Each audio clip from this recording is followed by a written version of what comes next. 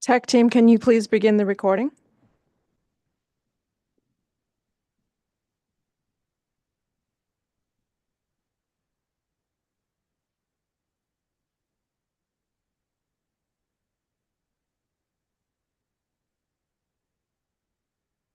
Good morning. Welcome to the February 12th, 2025 Agenda Review Committee meeting.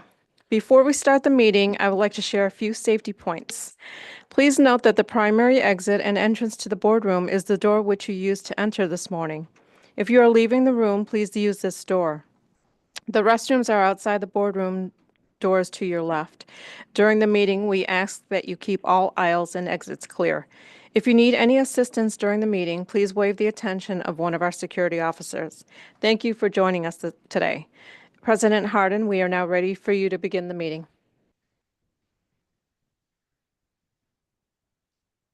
Can you please turn your mic on? That's a good way to start, right? Good morning, everyone. Welcome to the Chicago Board of Education Agenda Review Committee meeting. Today is February 12th, 2025. I'm President Sean B. Hardin, and on behalf of my fellow board members, thank you for joining us today. We are holding today's Agenda Review Committee meeting in the boardroom at the CPS Loop Office, 42 West Madison Street, garden level, and I would like to note that the board members and senior leadership are physically present in the boardroom. Registered speakers may join us in person or virtually if they've opted to do so, and registered observers are joining us in person.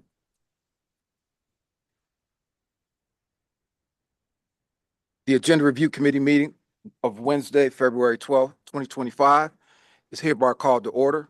Board Secretary, please call the roll. Thank you. Member Lozano? Present. Member Smith? He's here. I'm just not sure where he is at the moment. Oh, thank you. Member Lopez? Here. Member Thomas? Present. Member Boyle? Present. Member Custer? Present. Member Pope? Present. Member Rosenfeld? Present. Member Rivas? Present. Member Rio Sierra? Present. Member Brown? Present. Member Bannon? Present. Vice President Bautista? Present. Member Gutierrez? Present. Member Biggs? Present. Member Thodakura? Present. Member Blaze? Present. Member Zakor? Present. Member D. Berry? Present. President Hardin? Present. 19 members present. We do have a quorum. I'd also like to recognize Pedro Martinez, Chief Executive Officer, Ruchi Verma, General Counsel, Bogdana Shukumbova, Chief Education Officer, Charles Mayfield, Chief Operating Officer. The order of the meeting will be as follows: public participation, recess, reconvene from recess, discussion of Agenda Review Committee meeting items 1, 4, 32, closed session, reconvene from closed session, and then adjourn. Let's now proceed with today's public participation session. Thank you for joining to share your comments with the board. In compliance with the Illinois Open Meeting Act, public participation, sometimes referred to as public comment, is the portion of the board meeting or hearing that grants district stakeholders the opportunity to address the board with their concerns and comments. Note that public participation is the time for the board and CPS senior leadership to listen and hear from you, rather than a time for dialogue with board members during or after your remarks. While we can't discuss personnel matters, public participation is a key component of transparent governance, and it provides us as board members as well as senior leadership an opportunity to listen to everyone who has signed to speak. This board takes equity of voice seriously. While we may not address your concerns directly during public participation, CPS leadership is always present at our meetings and are able to address concerns as follow-ups after the meeting. As a district and as a board, we also have many other spaces for authentic dialogue. For example, each and every one of our board members host board office hours so that we can have a conversation. Please use our website, cpsboe.org, if you want to meet with the board member during office hours. We encourage you to take advantage of the opportunity to meet with board members outside of a board meeting. Thank you for your attention and consideration.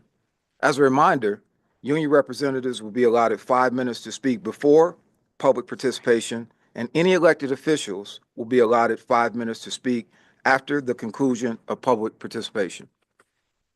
Board Secretary, please share the rules of public participation. Thank you, President Harden. Before I begin, I would like to note that Member Smith has joined the meeting at 10:36 a.m. Members of the public who registered to speak were given the option to attend in person or via an electronic format. For those who preferred to attend via an electronic format, they were given information to access this meeting by dialing a number and using their phone. We did this so that speakers with limited or no access to the internet or who may have weak internet connection could still participate using their phones. Also, members of the public may submit written comments for Board of Education meetings via the written comments form on the board's website at cpsboe.org or mailed to 1 North Dearborn, Suite 950. Written comments received between the day the public agenda was posted through 5 p.m. the day after the Board of Education meeting will be submitted to the board and published within 5 business days on our website at cpsboe.org. Speakers, please listen while I provide directions for public participation. I will call your name and number when it is your turn to speak. For speakers joining us virtually, as a reminder, to unmute, please enter *6. Once you hear your name, please state your name for the record. I will then start the 2-minute timer. When there are 30 seconds remaining, I'll inform you so that you can proceed to conclude your remarks to allow for the next speaker to begin. For anyone standing with the speaker, please stand along the glass partitions to keep the aisles clear. Thank you. President Harden, before we begin calling speakers from the speakers list, we do have union reps who would like to address the board. We'll begin with Jackson Potter, CTU Vice President.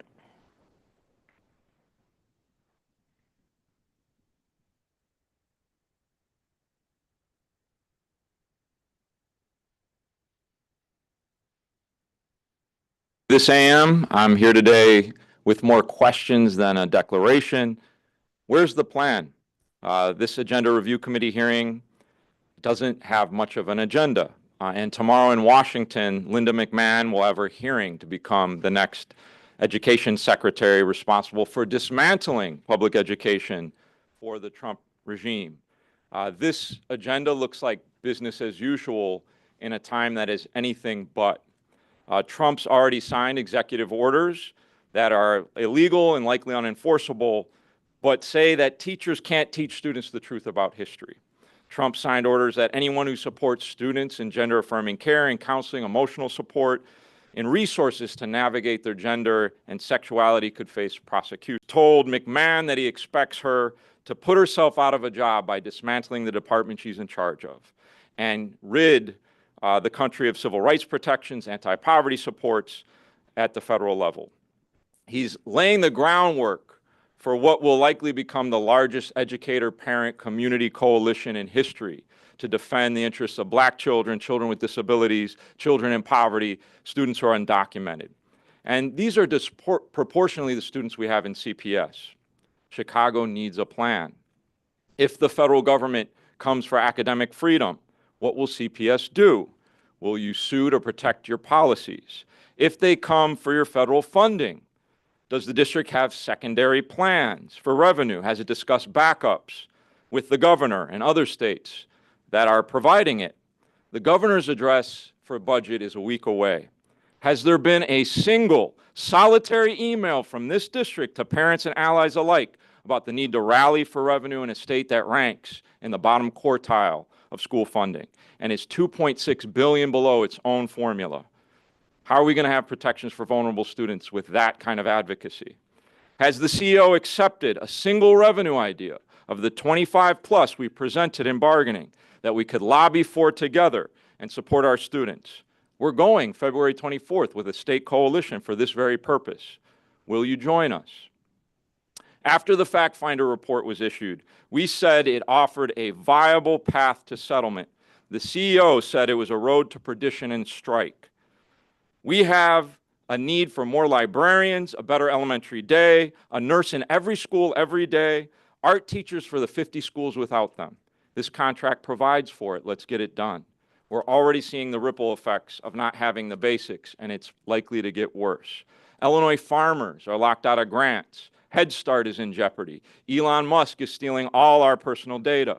And once they get through the McMahon hearings, we can only expect more disruption and harm to public education. Even here locally, the board gave clear instructions to the district on Acero to keep the schools open. You move swiftly because Acero families deserve it for next year. But it's now the middle of February, and those families are here waiting for an answer. What's the plan?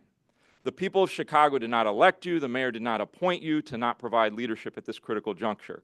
We have to mobilize to protect Chicago's children, the education that they deserve. We know what it looks like because it happened at Hamline Elementary a few weeks ago. We practiced solidarity together. We defended sanctuary schools. We defended our contract and policies at the district.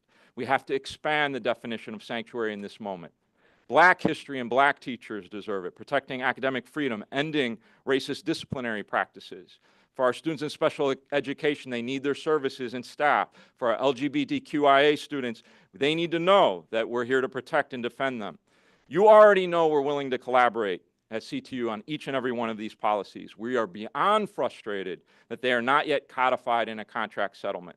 At the board's last meeting, you heard President Hardin say, we need to work as a team. Every team needs a captain. The board must captain this ship so we can end the stalemate and inaction and mount the force field, the defense our children desperately need. We don't have time to waste. I told Bogdana the other day I would serenade this board like I did your predecessor, so I'm going to do that. Timothy Chalamet does a mean Bob Dylan impression, but I think I got him on this one. World War I, it came and it went. While we were fighting, You have I 30 never seconds did get, remaining.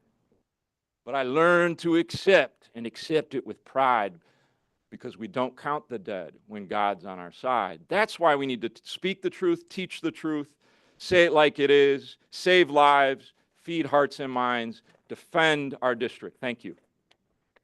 Thank you for your comments. The next union rep is Carolyn Rutherford, CTU Charter Division Vice Chair.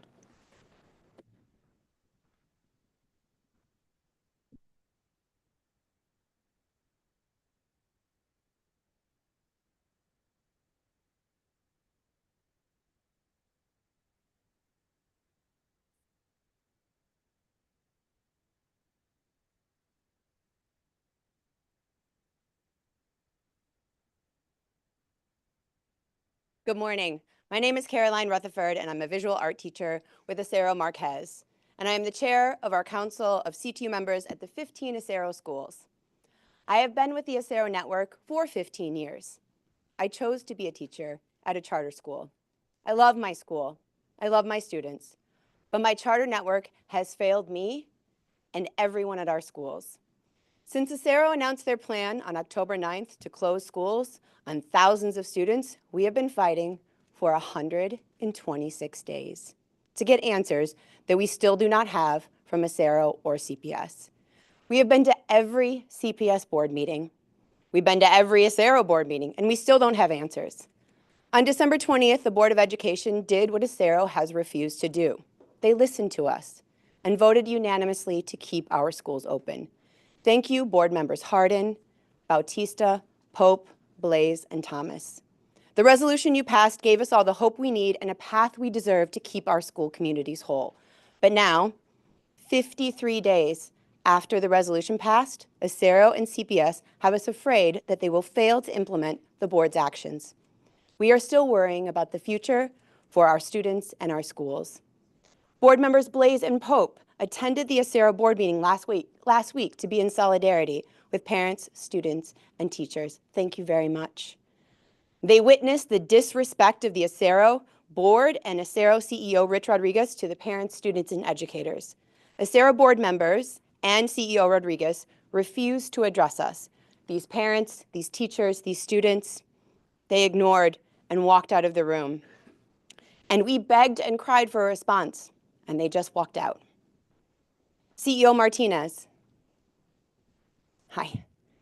Please commit to live up to that historic decision by the Board of Ed by finalizing a plan to save our schools.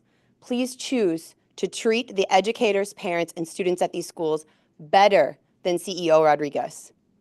Charter boards are not run on a democratic process.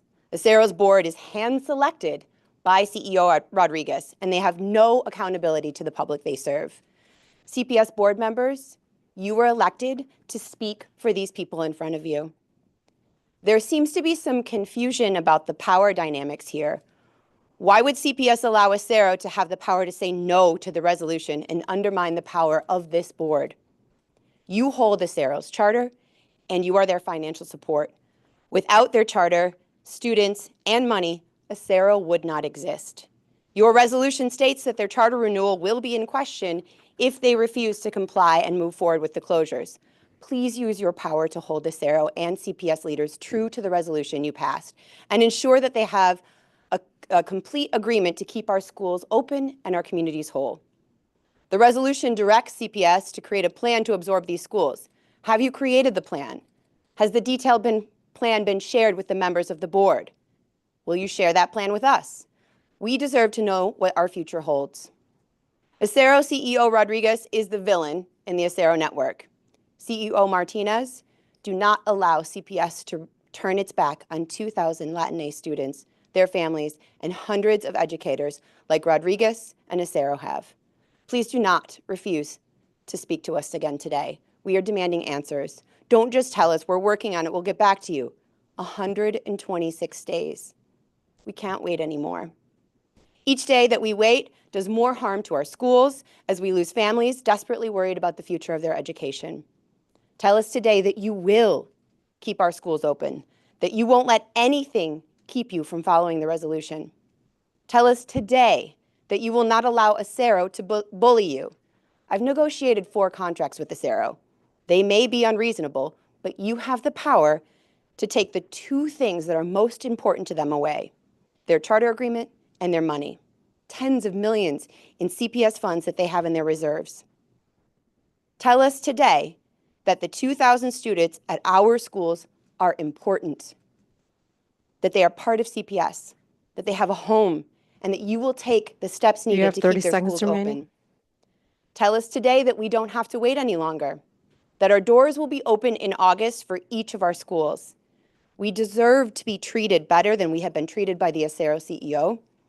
We need to know that CPS leaders will put students, families, and educators at these schools first. We need you to show us that CPS leaders have the will to carry out this board's promise to save our schools. And we need to hear the details on the plan to make that promise real. Please, tell us today. We cannot wait. Thank you. Thank you for your comments. We'll now start calling speakers from the speakers list. The first 2 speakers are from Interamerican Magnet School, Julie Wexler, speaker number 1, who is joining us virtually, followed by Jen Torres, speaker number 12, who is also joining virtually. Julie Wexler, please enter *6 to unmute. My name is Dr. Julie Wexler, and I am chair of the Interamerican Magnet School LSC. Our LSC approved charges against our principal, Juan Carlos Zayas, on October 9th. On December 6th, we were informed that the principal would remain while under investigation. We first asked for his removal in August. Both times, we were told the network would be implementing remedial steps. These steps are not working. At the January LSC meeting, Principal Zayas tried to transfer over $6,000 to help cover the cost of this year's 8th grade class trip to D.C. To be clear, this amount was collected from the prior year's 8th grade families to cover a graduation dinner dance. Principal Zayas took money from last year's 8th grade families, did not use it, and is now trying to use that money for a different group of students. Unbeknownst to the LSC, last year he transferred funds from student class fees to cover the cost of that dance. Student school fees are meant to cover, quote, curriculum resources, lunch and recess staffing, office supplies, and technology support, not dinner dances. In addition to transfers, our LSC should be approving all expenditures over $1,000. Principal Zayas is spending money without our knowledge or approval. Those who have spoken out or have experienced threats and retaliation. Just yesterday, he sent a threatening email to a teacher recovering from surgery while on medical leave. He has spoken negatively and unprofessionally about teachers, staff, and parents in the hearing of others. He told a PE teacher to teach class in the hallway, refused to remove furniture that causes safety concern. He has moved teachers' materials and belongings without their permission or knowledge. We have ongoing safety issues due to staff shortages. Although written schedules state that ratios are being met, this is not occurring in practice. I live in fear Speaker of number being one, you have informed about 30 dangerous seconds remaining. or our children or staff. Our principal has violated ILCS in his contract, misappropriated funds, retaliated against members of the school community, had lax security measures resulting in an unauthorized individual roaming our school and caused trauma. Yet here he remains 6 months into the school year. This Friday will mark 10 weeks from the time that CEO Martinez sent a letter declining to remove Principal Zayas. An investigation should not take precedence over students and staff safety or school finances. Please remove our principal. I am happy to meet with the board and CEO anytime to further discuss. Thank you. Thank you for your comments. The next speaker, Jen Torres, speaker number 12, joining us virtually. Please enter *6 to unmute. Hello, my name is Jennifer Torres. I'm a parent at Interamerican Magnet School. Today is February 12th. Our LSC voted no confidence in Principal Zayas on August 8th. The network informed our community on August 23rd that an investigation was initiated. It's been 6 months. An investigation into gross fiscal mismanagement and issues of student safety taking 6 months or more indicates merit. At this point, the school community is demanding Principal Zayas be placed on leave during the conclusion of the investigation for the safety of the school. I want to share the voices of community members with you. Quote, he is untrustworthy. Quote, he has created a toxic work environment for teachers and staff. Quote, many staff do not feel comfortable talking to him alone. Quote, he is always ready to shift blame off of himself and onto others, making staff afraid of interacting with him. Quote, he does not take responsibility for his failures. Quote, he's pitting people against each other. Quote, he shows different faces, one public and a very different one behind the scenes. Quote, he demonstrates lack of professionalism and lack of respect. Quote, parents know our staff and teachers are in our school because they love their jobs and our kids, but we also see we're in grave danger of losing them every day that the principal remains in Speaker that number school. 12, you have 30 seconds remaining. Quote, parents feel unsafe sending their kids to school every day when the principal makes the environment feel unsafe. Quote, we need him out already. Please remove Principal Zayas immediately while this ongoing investigation of merit continues. Our school community deserves to have our voices heard. Thank you. Thank you for your comments. Our next two speakers are from the Illinois Network of Charter Schools, Lori Turner, speaker number 2, and Allison Jack, speaker number 11.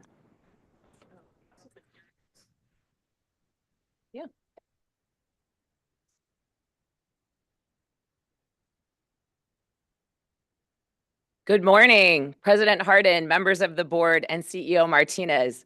My name is Lori Turner, and I am the Chief of Political Affairs at the Illinois Network of Charter Schools. I'm speaking today on behalf of the 15 charter public schools up for renewal this month. This renewal vote will impact the education and school stability of thousands of CPS students. Charter public schools educate 15% of students in Chicago.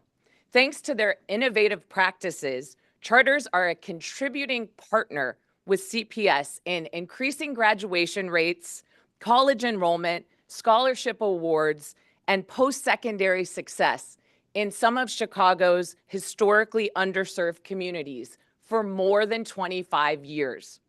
Despite these measurable positive outcomes, previous boards created an artificial cap of 5-year renewal terms, despite state statute, which allows for 10 years.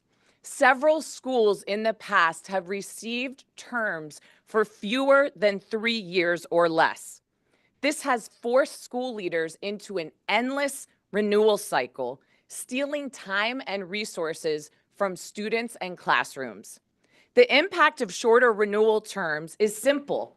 Hurting schools hurts kids. A short renewal policy undermines school operations, creates job instability for teachers, Speaker 2, you have and 30 burdens seconds schools remaining. with more expensive borrowing costs for facilities. No school should receive fewer than 3 years if the school needs extra support.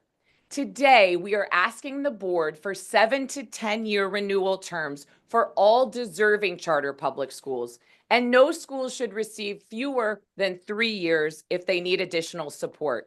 Students deserve nothing less than sustainable, high-quality public schools in every neighborhood. Thank you. Thank you for your comments. Allison Jack, speaker you. number 11.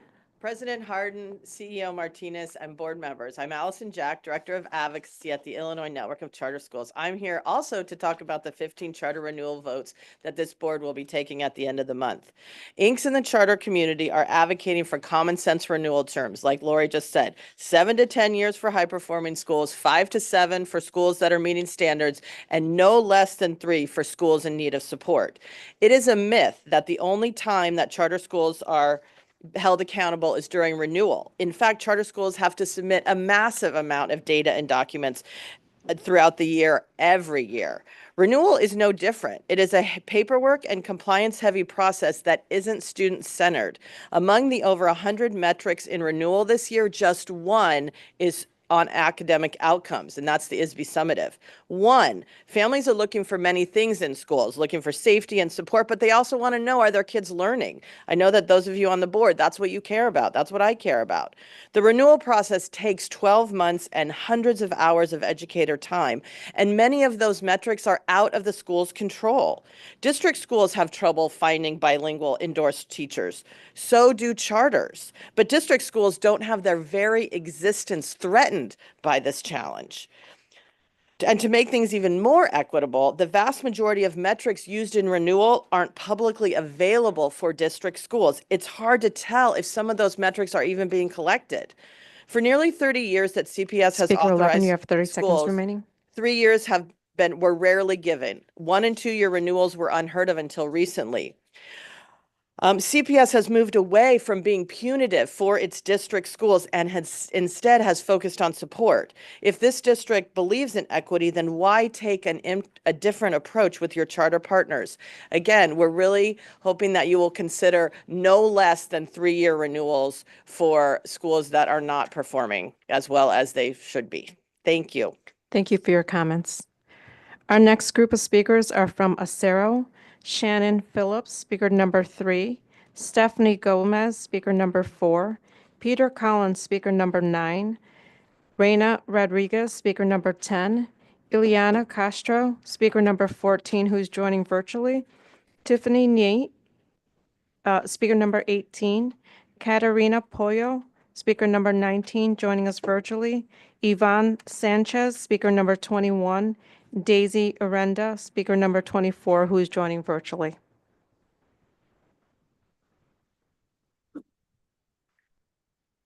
Shannon Phillips.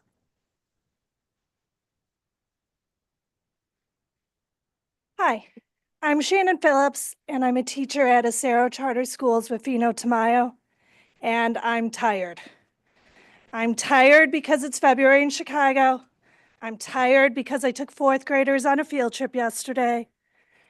And I'm tired of the uncertainty. Every day for the past 126 days, I've had to go into a school and not know whether I'm planning for next year or just tomorrow. Every day I've had to answer questions from my students and their parents, not about what we're learning in science class or what cool experiment we're going to do. I've had to answer questions like, will we be open next year? Is my friend going to another school tomorrow? And it's hard. It's hard to see my students crying because the same classmates they've had for 5, 6, 7 years are transferring to another school. Our families are having to do what's best for their students, but right now it's unclear what's best for them. They've been in a school that's giving them the right supports. They've been in a school where they have a safe, consistent community, but now they're uncertain. And for a lot of our families, the uncertainty is increasing just in the world. They're worried about racism, they're worried about being targeted on the street, and we want our school to continue to be a safe place Speaker number for them. 3, you have 30 seconds remaining. So we're asking you to reinforce the resolution you already passed Force some decisions so that we know what is happening. So I can tell my students, yes, I will be here next year. Yes, next year we're going to go back to Mighty Acorns. Please let us know what is happening so we can tell our students and continue to be a place of safety and support. Thank you. Thank you for your comments. Our next speaker is Stephanie Gomez, speaker number 4.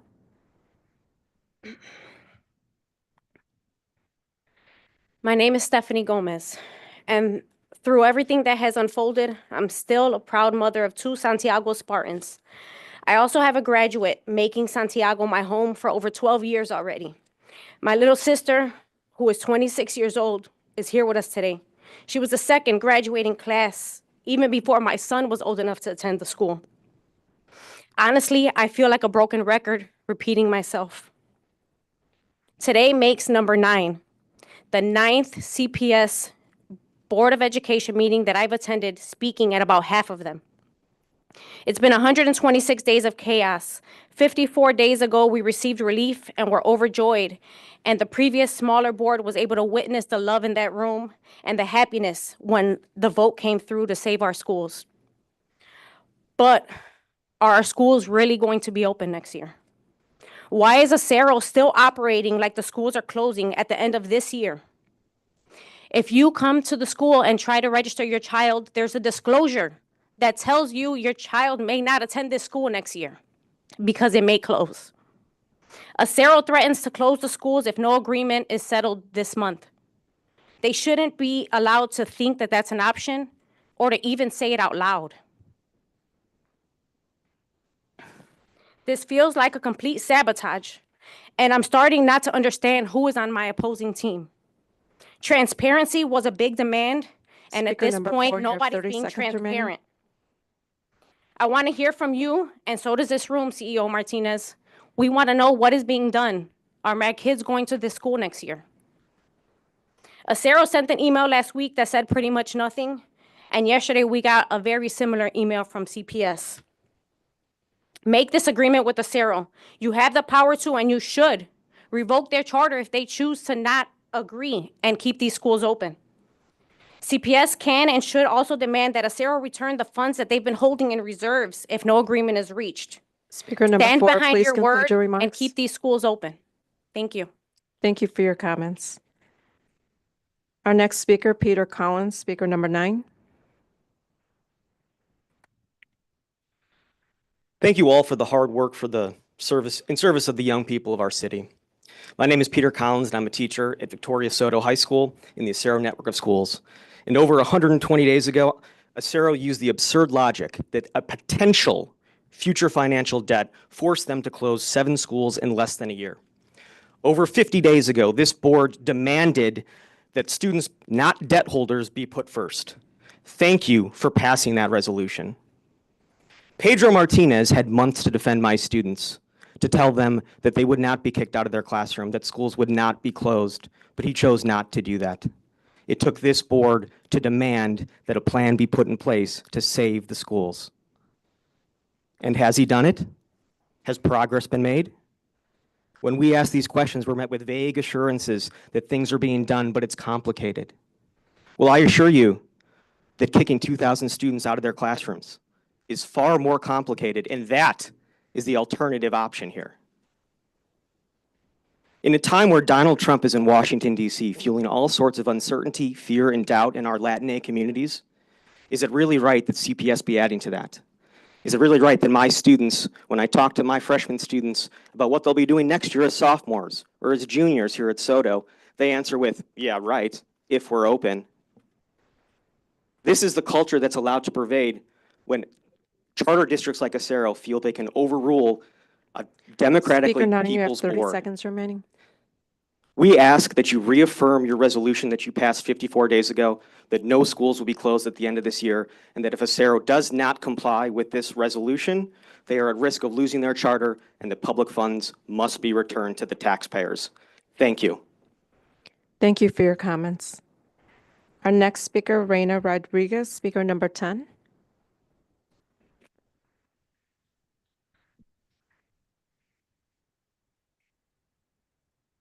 Hi, my name is Reina Rodriguez. Little joke to my people, no relationship to CEO Rodriguez. And I am a mom from Santiago School. I've been part of Santiago for more than a decade. I am here today once again because today marks 127 days since Acero announced a potential closure of 7 schools. 53 days since CPS passed a resolution on December 20th, and we still do not have answers, and we need them now. It is just unbelievable how the future of these 2,000 students is depending on the ego of these two characters, Latinos, sadly, Mr. Rodriguez and Mr. Martinez, who one only cares about their money, Richard Rodriguez, and the other about power, Mr. Martinez. How can they call themselves leaders of these communities? They are telling our students that they are not important and they're not wanted. Please, CPS members, do not let this man ruin the lives of these students and their families. Latino families are already going through so much by living in fear of being separated because of the new government. And to be honest, these men are far from doing the same. The longer we wait, the more students and teachers leave, and then we won't have any schools to save. Please don't let some personal tragic events that happen at one of your board meetings go to waste and be worthless. Please do not remain silent. Tell us today that you will uphold the resolution. Tell Acero if they do not agree, they will lose their charter license for the other 8 schools in June of 2026. Hold true to your words. Speaker 10, you have 30 After seconds remaining. 126 days, we deserve answers today. Tell us parents, teacher, and most important, our beautiful children, the ones that you vote to protect, the ones that you promise to give them an education.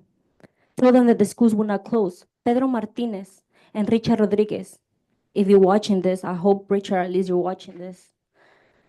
I invite you to prove us wrong and show us that you have a heart after all, and let us students stay in their schools with their friends and teachers. Put your freaking ego aside and make a decision now before it is late. Pedro, do it. You're Latino. Speaker number 10, please do it. conclude your remarks. Thank you for your comments. Our next speaker is Ileana Castro, speaker number 14, who is joining us virtually. Please enter *6 to unmute.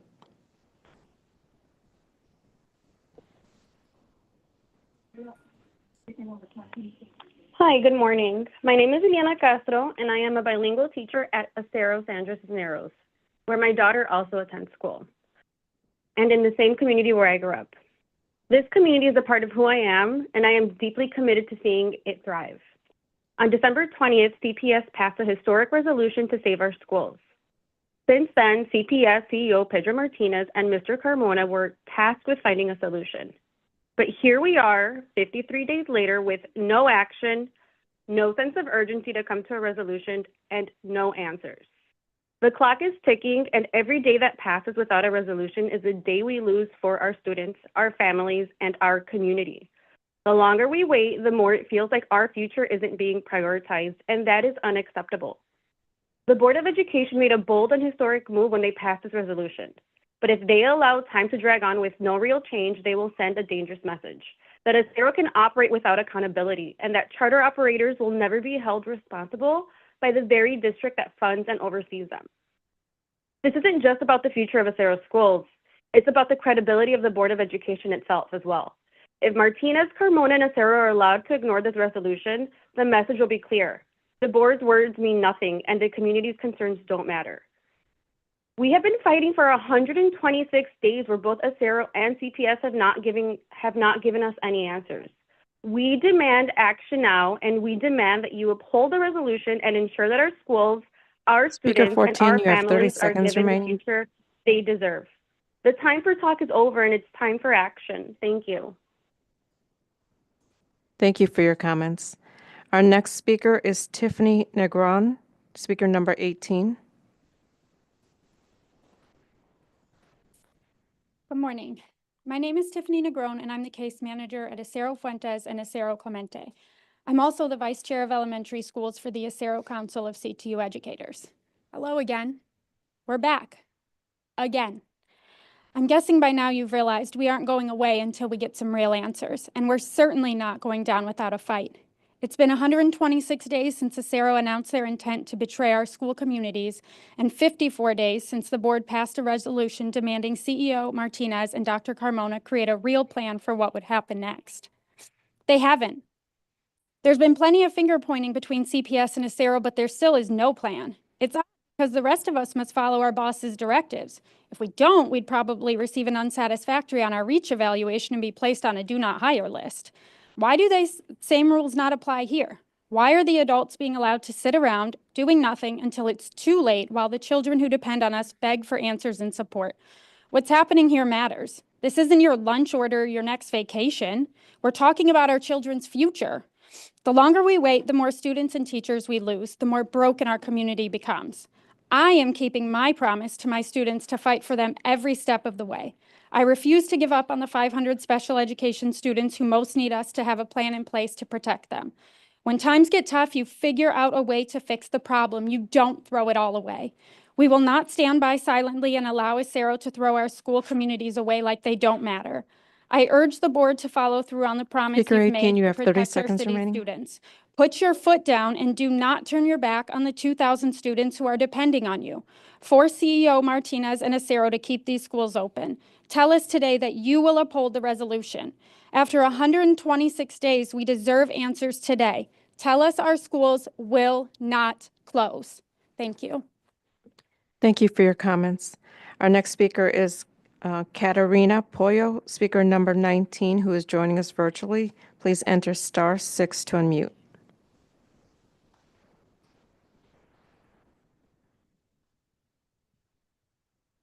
Buenos días, queridos miembros del Board y CEO Martínez. Mi nombre es Catarina Polo y estoy aquí para pedirles que por favor nos ayuden a presionar a Acero para que nos dé las respuestas que nuestras familias de Cruz necesitan. Ya pasaron 4 meses que Acero nos dio la espalda, así como lo hace en cada reunión que se tiene con ellos. Cruz y las 6 escuelas tienen que estar abiertas.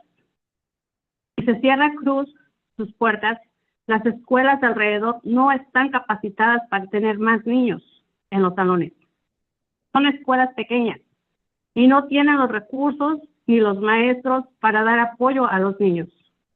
El cierre de las escuelas afecta a los maestros, a las familias y en especial a los niños que están preocupados por la situación de la Escuela Cruz.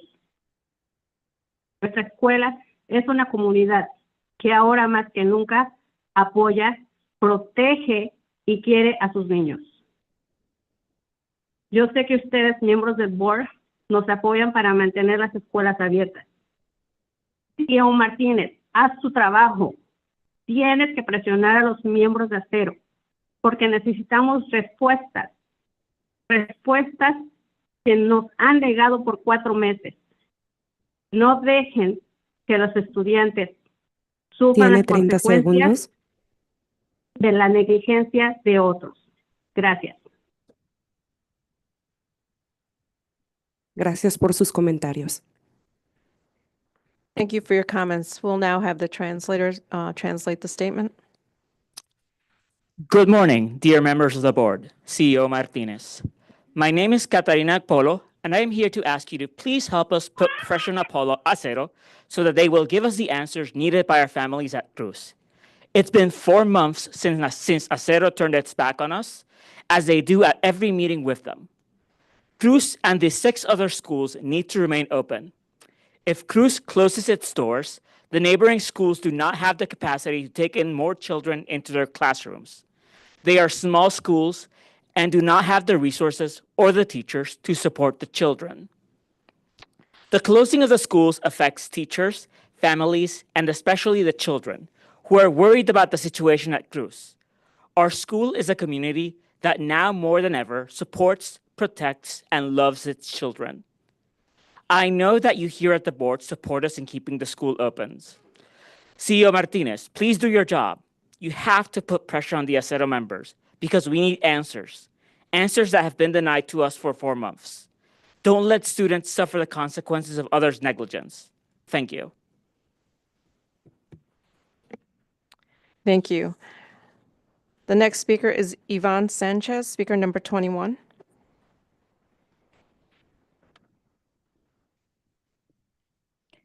Good morning, everybody. My name is Yvonne Sanchez, and I'm a proud mother of 3 beautiful children, which 2 stand right aside of me, both in charter networks.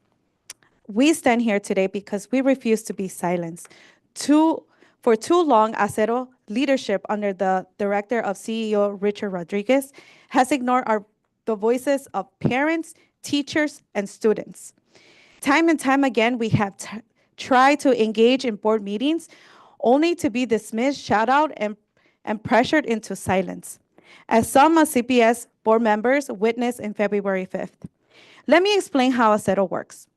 If a parent registers for a board meeting and Acero administration dislikes our topic, they conveniently leave us out and use intimidating tactics, calling our principals to persuade us to not speak. Another tactic they use is this called communication. The day before every meeting, we receive lengthy emails filled with empty words and no concrete answers, just to attempt to claim that they engage with us. But we see through this. Yesterday, we experienced this treatment from CPS. Another email said vague statements. In that email, just like the one we received back in December, it stated, CPS will be hosting hours virtually, inviting parents to address questions and concerns with the Office of Innovation Speaker and 21, you Incubation. have 30 seconds However, remaining. I scheduled a meeting and I received no answers. Even their supervisor had to join. And yet, we had the same redundant statement. We're working on it. So I'm here to ask right now, who's learning from who? Is CPS learning from Acero or is Acero learning from CPS? I don't know. But one thing I know is that we're not going anywhere. We are speaking up and we will not be ignored. We ask you today to stand with us, demand transparency, demand answers, and demand justice for our children and our schools. Thank you. Thank you for your comments. The last speaker from the Acero group is Daisy Urenda, speaker number 24, who's joining us virtually. Please enter *6 to unmute.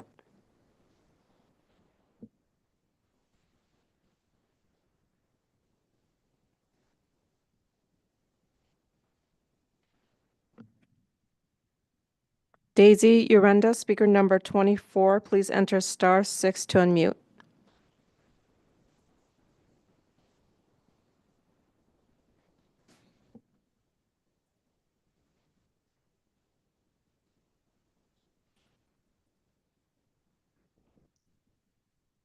Daisy Urenda, speaker number 24, please enter *6 to unmute. Sorry about that. Can you hear me? Yes, please proceed. Good morning. My name is Daisy Urenda, and I am the office coordinator at Acero Paz in Little Village. Did you know Paz was the founding school of Uno, now Acero? Well, I take pride in that legacy, and I'm grateful to be a part of such a tight-knit school community. Paz has been lucky to have generations of families come through our doors, and we are not ready to close our doors to the generations to come. Acero leaders have acted cowardly and have ignored our demands for answers. We have been in limbo for 126 days and counting. We have been told to be patient long enough. We have been told answers are coming for too long, yet here we are still waiting. We need immediate action now. CPS board members and Pedro Martinez, I'm speaking to you today to remind you that our students are your students, our families are your families, and we are counting on your support. Thank you to the board members who passed the resolution on December 20th. You have given us all a sense of hope, but now we need to follow the resolution. At the last board meeting, when I heard Pedro Martinez say that things were going to be happening in the next few weeks, and I learned that Acero threatened to continue with the closures if an agreement was not made by the end of this month, I felt outrage and disappointment. CPS board members, are you going to let Martinez turn his back on our students the same way Acero CEO Rich Rodriguez did? Are you going to allow Martinez and Acero to continue telling us to wait? We need you to hold Mr. Martinez and Mr. Carmona accountable and follow the resolution you passed. We need to keep all of our schools open. We need to hear from you today. Speaker 24, you have 30 seconds remaining. Tell us today that you will uphold your resolution. Tell Acero that they cannot and will not close the 7 schools and displace 2,000 plus Latinx students.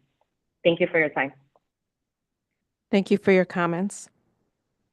Our next speaker is Levi Neville, speaker number 5.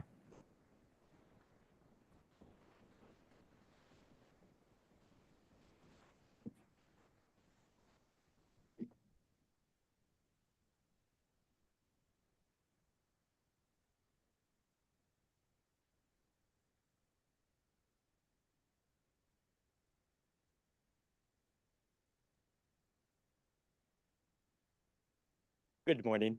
My name is Levi Neville, and I have the privilege of serving as a board member for the Providence Inglewood Charter School. I'm here today to advocate for the renewal of our charter for at least 7 years as we continue to serve the students of Inglewood and to share the remarkable impact that our school continues to have. For almost 2 decades, Providence Inglewood has been an anchor of hope and academic excellence in one of Chicago's most vibrant yet underserved neighborhoods. With an enrollment of over 400 students, we provide a nurturing, rigorous, and supportive environment where students can thrive academically, socially, and emotionally. As we celebrate our 19th year, our school has consistently delivered exceptional results, offering a pathway to success for our students who may face challenges outside the classroom. We are not just an educational institution, we are a cornerstone of hope and opportunity in Inglewood.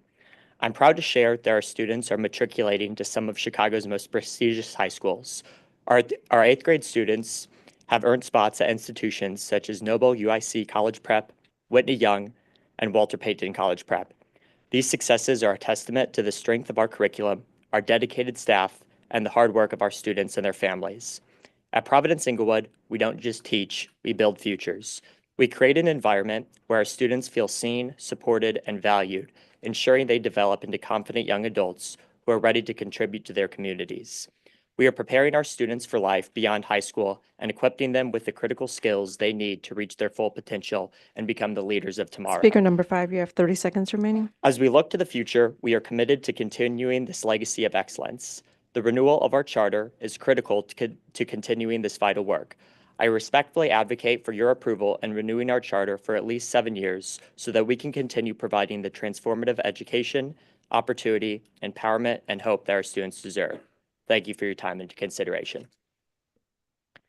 Thank you for your comments. Our next group of speakers are from Perspectives. Speaker number 6, Chelsea Bosovich, Janet Lee, speaker number 8, and Ashley Allen, speaker number 13.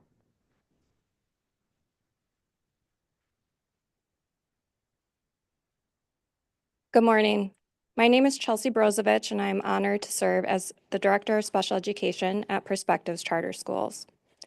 I'm here today to advocate for the longest renewal term possible because our students, especially those with disabilities, deserve the stability, consistency, and high-quality education that Perspectives provides every single day.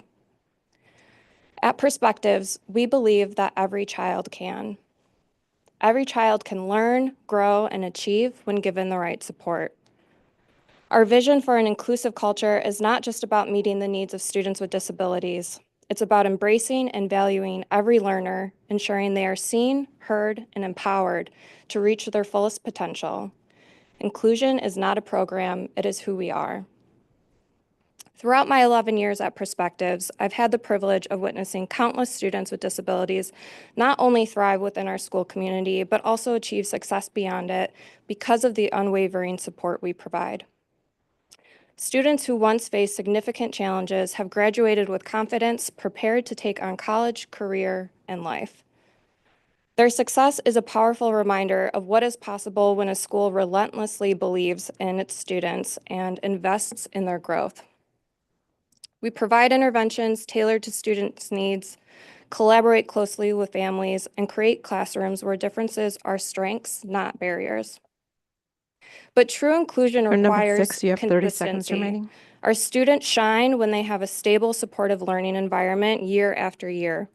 A long-term renewal means we can continue investing in our students, strengthening our programs, and ensuring that every child, regardless of ability, has access to a future full of opportunity.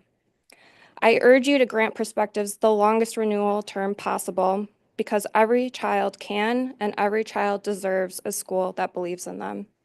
Thank you. Thank you for your comments. Our next speaker, Janet Lee, speaker number 8. Good morning. My name is Janet Lee, and I serve as the Director of Special Education and Case Manager at Perspectives Charter Schools Rodney D. Joslin campus. As a proud member of the Perspectives family since 2006, I've had the honor of seeing generations of students walk across the stage at graduation, watching them grow and achieve their goals. I stand before you today to advocate for the longest possible renewal term for our schools because our students deserve stability, continuity, and the opportunity to thrive in an environment that values every learner. At Perspectives, we're more than a school. We're a community built on the foundation of inclusion, equity, and excellence. Nearly 20% of our students have disabilities, and we're unwavering in our commitment to ensuring they receive the individualized support and high-quality education they deserve. Through innovative instructional strategies, robust intervention programs, and a deeply embedded culture of social-emotional learning, we meet our students where they are and empower them to reach their fullest potential. This enables our students with disabilities to live a meaningful life after high school, whether they go off to college, join the workforce, or participate in programs such as After 22 at the City Colleges of Chicago. Our educators work tirelessly to foster an inclusive environment where all students feel seen, heard, and supported. We collaborate with families, leverage community partnerships, and implement best practices that prepare our students for Speaker number 8, you success have 30 beyond our seconds walls. remaining. With a longer renewal term, we can continue this critical work without disruption, strengthening the programs that have already transformed so many lives. We ask for your trust, your support, and your belief in our mission. A long-term renewal is not just a vote for confidence in our schools, it is an investment in the futures of our students who deserve nothing less than our full commitment. Thank you. Thank you for your comments. The next speaker, Ashley Allen, speaker number 13. Good morning. My name is Ashley Allen, and I am proud to serve as one of the case managers at Perspectives Leadership Academy, where I've been for 11 years of my 15 years serving Chicago's students. While my role is to support all students with disabilities at our school, my journey here didn't start in special education. It began in the English classroom, where I first discovered my passion for supporting students beyond just academics. As an English teacher, I saw firsthand how students learn in different ways, how some needed more than just great literature to unlock their potential. I was drawn to students who struggled, not because they lacked ability, but because they needed the right supports to access their brilliance. That passion led me to become a special education teacher, which Perspective supported, where I work to break down barriers and ensure that every student has the tools to succeed. Now, as a case manager, I have the privilege of advocating for students with disabilities across our school. I collaborate with teachers, families, and support staff to create learning environments that are truly inclusive, where students feel valued, challenged, and prepared for life beyond the classroom. Perspectives is a place where transformation happens, not just for students, but for educators like me. We are committed to inclusion, equity, and ensuring that every child, regardless of their ability, has access to the high-quality education they deserve. A long-term renewal means we can continue this critical work, providing stability and support for the students and families who rely on us.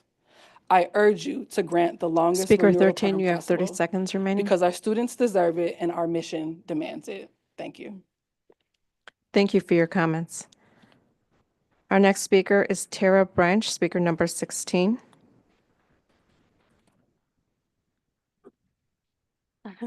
Good morning. My name is Tara Branch, and I am a paraprofessional at Perspectives Charter Schools. I am also a parent at the charter school as well. My children has started out in the charter school when the doors very first opened. So I had 6 children to go through the school, and I just want to say that in that experience with them, my children are now very successful kids and, well, adults. And I'm so thankful to Perspectives, because I'm not speaking as an employee, but as a parent.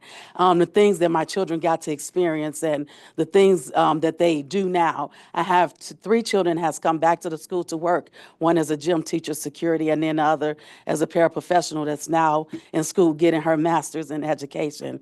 I have a daughter that has her master's in advertising and relations.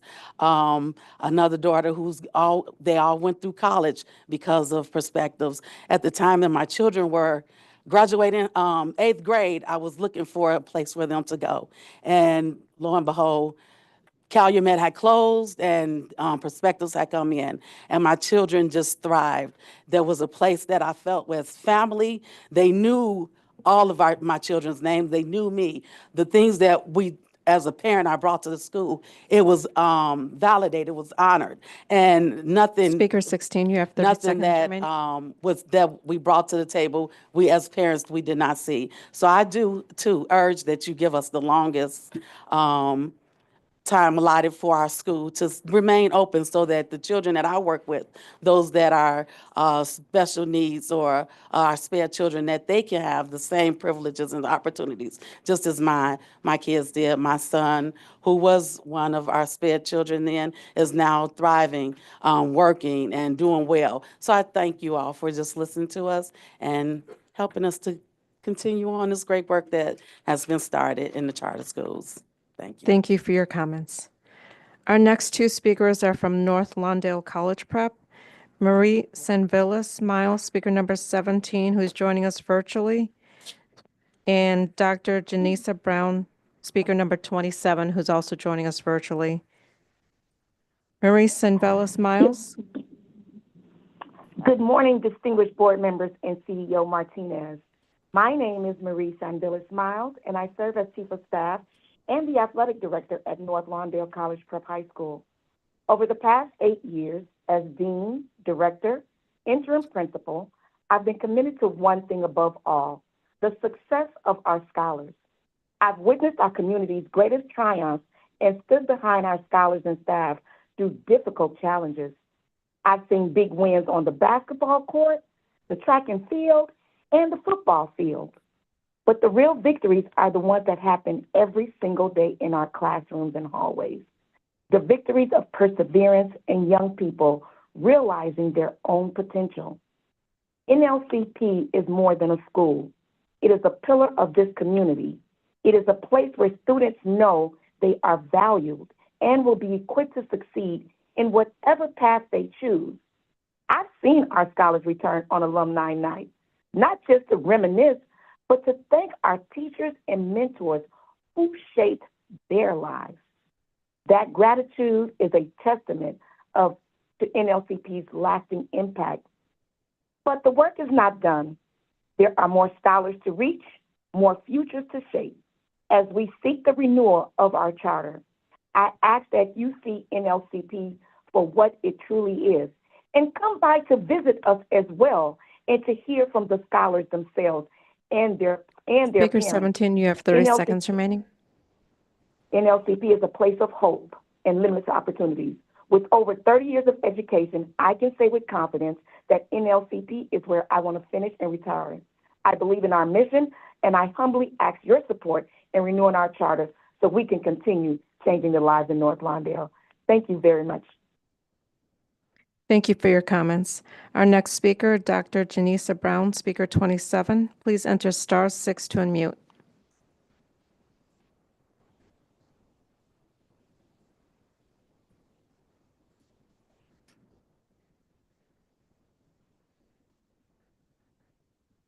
Dr. Janisa Brown, speaker 27, please enter *6 to unmute. Hi, can you hear me now? Yes, please proceed. Okay, thank you. Good morning, Board and CEO Martinez. My name is Dr. Janessa Brown, and I have spent over 2 decades dedicated to education and community health, including 10 years as a frontline educator. Since 2011, North Lawndale has also been my home, my workplace, and my community. I have walked alongside families, collaborated with leaders, and worked tirelessly to create opportunities that empower our young people. North Lawndale College Prep is more than a school. It's a place where scholars, many of whom have faced significant barriers, find their voices and prepare for futures filled with possibility. At NLCP, we do more than educate. We uplift and transform lives. Our scholars enter with big dreams, and our dedicated teachers and staff work each day to make those dreams attainable. We nurture the whole child, knowing that success is about more than test scores. It is about preparing young people to lead meaningful and purpose-driven lives.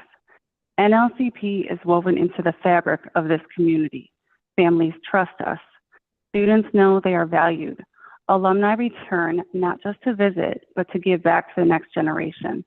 They carry the spirit of NLCP with them, proving that with a supportive team, greatness is possible. As we seek charter renewal, I ask you to see what I see, a school making a profound difference. Our students deserve stability, and they deserve a school that believes in them. Speaker I urge 27, you you to have 30 seconds remaining. I urge you to renew our charter at the longest term possible so we can continue shaping the future leaders. Thank you for your time. Thank you for your comments. Our next two speakers are from Institute of Health Sciences Career Academy, Carla Overton Thompson, speaker number 20, Shanice Reynolds, speaker number 30.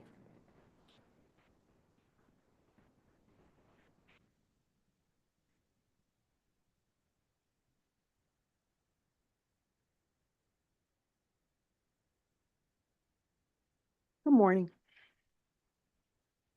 My name is Carla Overton Thompson, and I've been an educator for 27 years, but I've been at Institute of Health and Science Academy for 8 years teaching English. I have taught many different educational environments, such as in private, public, and charter. So what I do understand and what I know is that teaching the whole child is so important. As educators, we are so focused on academics and data that sometimes we forget why we became a teacher. Institute of Health and Science Academy creates the learning environment that reflects the whole child. The whole child approach education, it recognizes that the students have unique needs that extend beyond academics.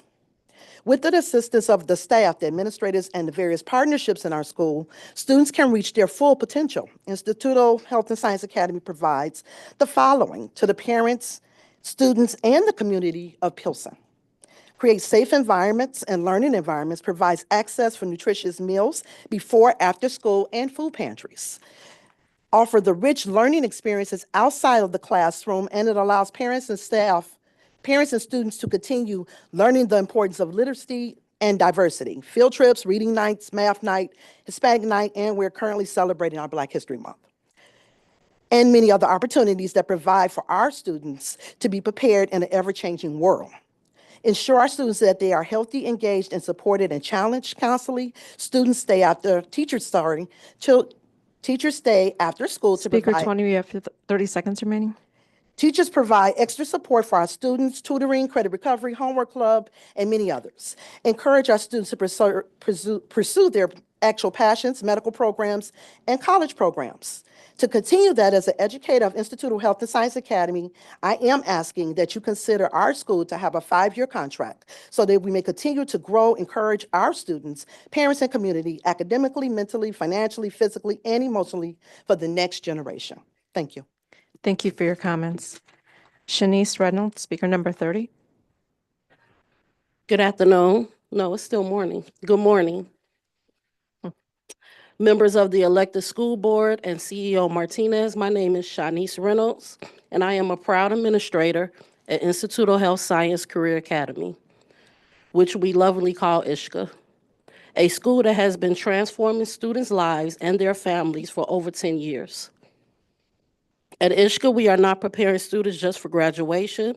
We are preparing them for futures filled with opportunity.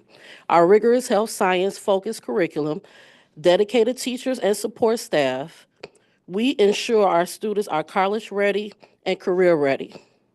ISHCA is a part of a connection to Instituto del Progreso Latino, a community-based organization that has been thriving and empowering Chicago immigrant and working class communities with over 47 years of experience. Through Instituto's robust network of services, including citizenship programs, workforce development, career pathway, our students and families receive a wraparound support services while at our school. This means they are not just gaining an education, they're gaining a family and access to resources that uplift their family and position them for lifelong success. As you can see at Instituto, we do not just enroll the child, we register the whole family. Our schools and organization are sustainable and a pillar in the Speaker community of 30, you have 30 Chicago. seconds remaining. We urge this elected school board and CEO Martinez to grant our school and our sister campus full maximum renewal so we can continue to positively impact our 700 plus students. These students deserve stability. These students do not deserve a constant threat to their education. A maximum renewal of our campus ensures that they will continue to learn, grow, and succeed. Thank you so much for your time. It's a pleasure to be here. God bless. Thank you for your comments. Our next speaker is Bomani Obadali, speaker number 23.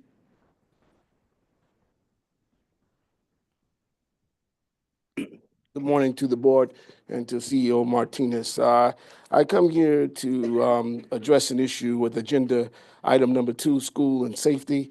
The authorization to enter into an agreement with Metropolitan Family Services for the Back to Our Future initiative for consulting services, obviously enough, which is quite strange. This program was funded in FY21 by the state of Illinois. $18 million was given to CPS to go out and recruit and retain students who had dropped out of school. And let me be clear, ladies and gentlemen, high school dropout is a problem in this city, and especially within the African-American community. However, in all of my 30 years of organizing, I've never seen anything more egregious take place than what took place with your school and safety division by squandering this $18 million, and they have the audacity to ask this board to give you $25 more million to grant the money out to the same community organizations that's failed.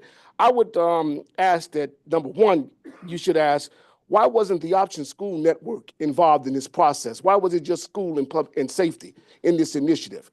And who authorized these community organizations to be involved in this such initiative?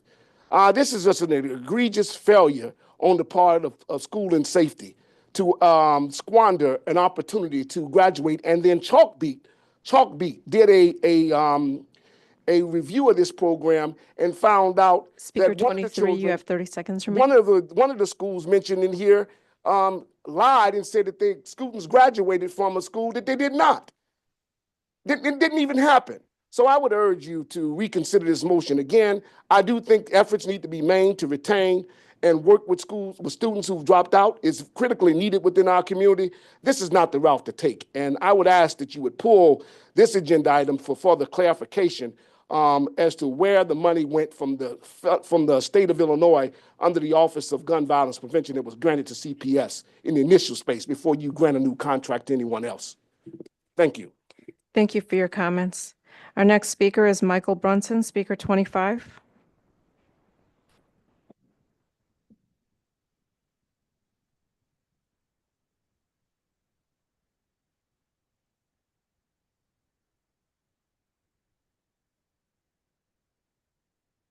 Good afternoon. I thought y'all was gonna make me the last person to speak.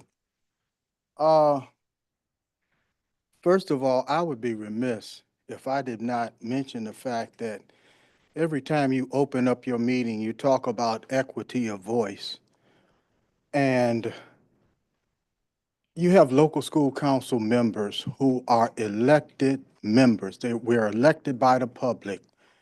And we should have 5 minutes to speak, just like the representatives of the unions and the other elected public officials. So I want you to keep that in mind. Local school council members are elected members, and we should have 5 minutes to speak also. Now, in regards to the rest of the public, you should give everyone else at least 3 minutes, because it's hard to say anything in 2 minutes. Now, but I want to get to my point here is I've been beating this drum on Harlan ever since for about 3 years now. That school, I'm not going to talk about the violence and the havoc that has been wreaked at that school. I'm not going to talk about the mismanagement of the funds due to the fact that you have an administrator that is like unaccountable. That's all water under the dam. The administrator at that school has been at that school for, we're going on the 3rd year now. According to state law, you are only supposed to keep these interim administrators in a school for 2 years. So I have passed Speaker out 25, you a have 30 copy of the seconds. law. I got you. I have passed out a copy of the law to every board member here. I have sent it to you in the emails.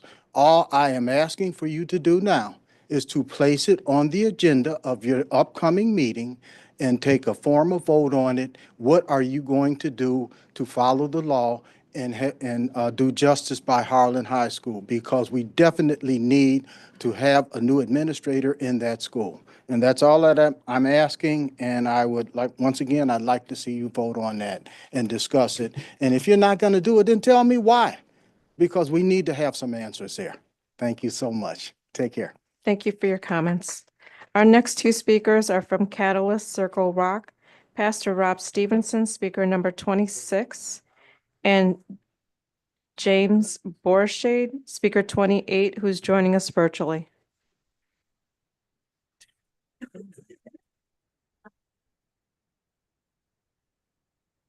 Good afternoon. My name is Pastor Robert Louis Stevenson. First and foremost, I want to thank you for the opportunity to share with this board. It is an honor to stand before both as a dedicated community activist and a pastor in the community and a business partner for Cali Circle Rock School. I bring with me a handout for this board, and that support letter speaks on the charter renewal. The letter outlines the transformational impact of this institution, while their continued presence in the Austin community is vital. I have the privilege of speaking directly with parents, scholars whose lives have been shaped by the education of Cali Circle Rock. The Austin community needs schools not only educate but inspire, institutions that not only teach but uplift. Cali Circle Rock has proven to be such a place. Their long-term commitment to the Austin community is undeniable, and their track record in education and operational excellence is very well known. I only have two asks. I would like for you all to consider to take a field trip to Cali Circle Rock campus. Just as we were as kids, we took those field trips, and we understood that trips give us the opportunity to experience and witness things firsthand. I invite you all to come and see, because we're not just Speaker talking 26, about you it, have 30 we are seconds being remaining. about it. The second thing I would like, can you grant the maximum charter renewal for Cali Circle Rock? By granting this maximum renewal, this charter school will ensure the generation of Austin scholars to have access to stability and stimulated education. I want to close with your consideration. I would be remiss as a pastor if I didn't tell you Proverbs chapter 22 and verse 6. Train a child in where they should go, and when they is old, they won't depart from it. Thank you for your time and your consideration. Thank you for your comments. The next speaker is James Borshade, speaker number 28. Joining us virtually, please enter *6 to unmute.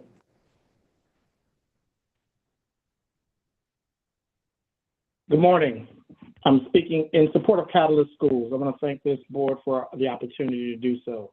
My name is James Borshade, and I have the privilege of serving as the CEO of Circle Urban Ministries, a Catalyst partner, for nearly 10 years. And in that time, I've seen firsthand how education can absolutely be the key to transformation, not just for individual students, but for the entire families and the entire community. Catalyst is not just a school, it's a community school in every sense of the word. In a neighborhood where families have historically been underserved and schools have been closed, Catalyst has been a model of stability, hope, and opportunity. See, when students walk through the doors of Catalyst, they're stepping into a place that believes in them, that challenges them, and that equips them to succeed in life. But Catalyst impact extends far beyond just the classroom. See, this school created the K. Ryan Center for the Arts, a world-class performing arts venue right in the heart of the Austin community. This isn't just a theater, it's a gathering place, it's a sanctuary, it's a stage for young voices, it's a home for artistic expression, and it's the place where I met my beautiful wife. The K. Ryan Center doesn't just belong to Catalyst, it belongs to Austin. From concerts to community events. It's a place where creative culture and collaboration thrives. So when you walk through the doors of the campus, you don't only see a school, you see a village of support. You see Catalyst teachers investing in students, Circle Urban Ministries providing after-school programs. Speaker 28, you have and 30 families seconds remaining. relying on the food pantry and support we offer. This is what community looks like. Schools like Catalyst don't just educate, they uplift. They don't just teach, they inspire, and this school is in partnership with this community. If we want thriving neighborhoods, we need to support thriving schools, and this is one of those schools. I want to urge you to renew Catalyst Charter for the maximum amount of time allowed, not just because it deserves to be in Austin, but because the community deserves everything that Catalyst brings. Thank you all for your time. I'm James Borshade. Thank you for your comments. And our last speaker from the speakers list is John Seba, speaker 29.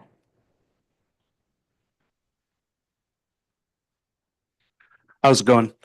My daughter, second year at Goethe Elementary. We've had no problems in the pre-K program. She's in kindergarten now, and she's been attacked 8 times in the classroom by 2 students, 1 student 6 times, 1 student twice.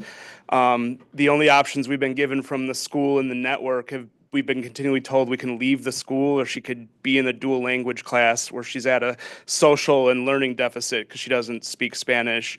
And the 2 attackers are still in the classroom that my daughter was forced out of for her safety.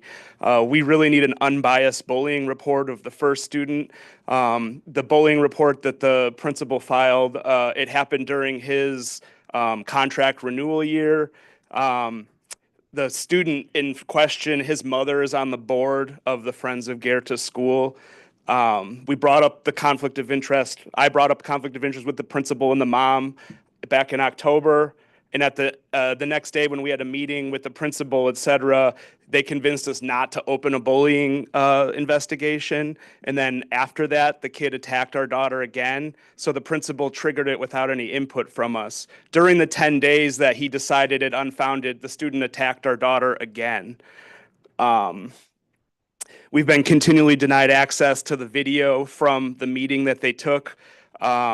The principal in the bullying thing that we did get, because we had to file FOIA requests that were all declined. Speaker We 29, you have filed 30 our seconds daughter remaining. and got the education report, and the principal just seems more confused. I reached out to the alderman as a constituent, and the alderman reached out to the principal and Friends of Goethe School on behalf of the principal. There's 2 situations in this classroom. There's either the kids are special needs and there wasn't qualified staff constantly in the room, or the kid, it's a general education situation and the bullying wasn't handled the way it should have been, creating an environment where bad things continued to happen.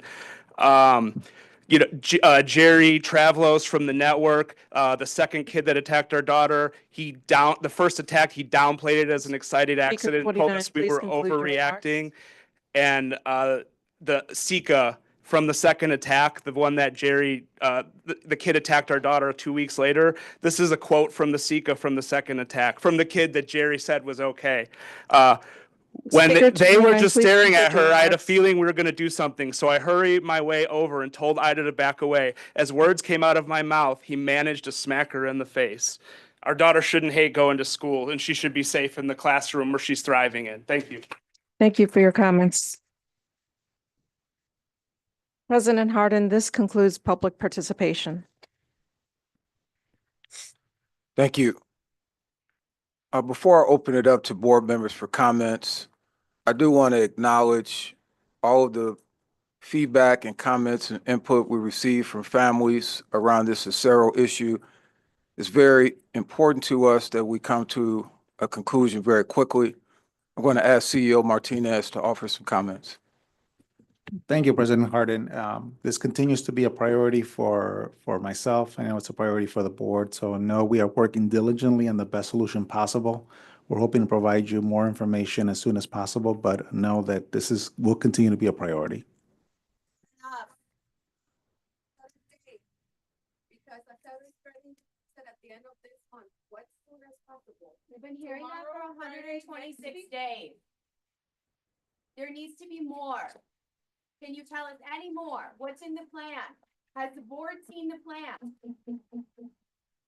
We do recognize your concerns. We will provide feedback as soon as we possibly can. Just give us a moment to do so. Trust that we will. Thank you. Board members, do we have any other comments?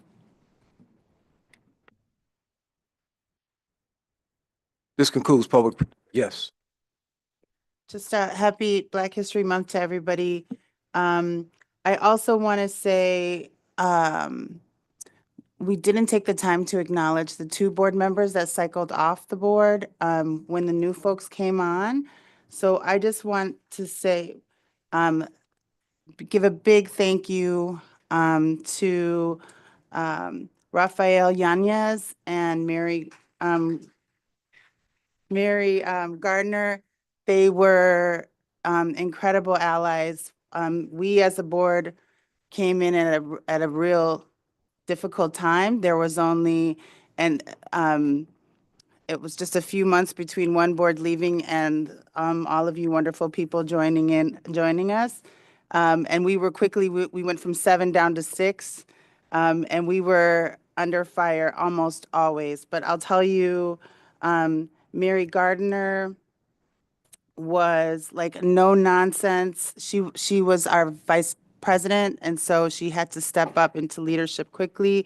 She had an unwavering tenacity that didn't speak to her petite frame. She was a tiny little thing, but she was not to be played with.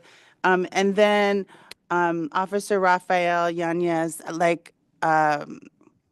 he had a quiet resolve and a firmness in who he was and his moral compass that I found absolutely wonderful and admirable. And every board meeting, they both came prepared. All of their agendas were marked in and written in. They'd been working on them all night. And I can at least say for Officer Yanez, he also had a full-time job and a young family, and Mary Gardner jumped some hurdles to get here. And so I just want to say, similar to when I first got here, I said a big thank you to the board that preceded. I just want to make sure that we take a moment to acknowledge those 2 and their unwavering commitment. Thank you.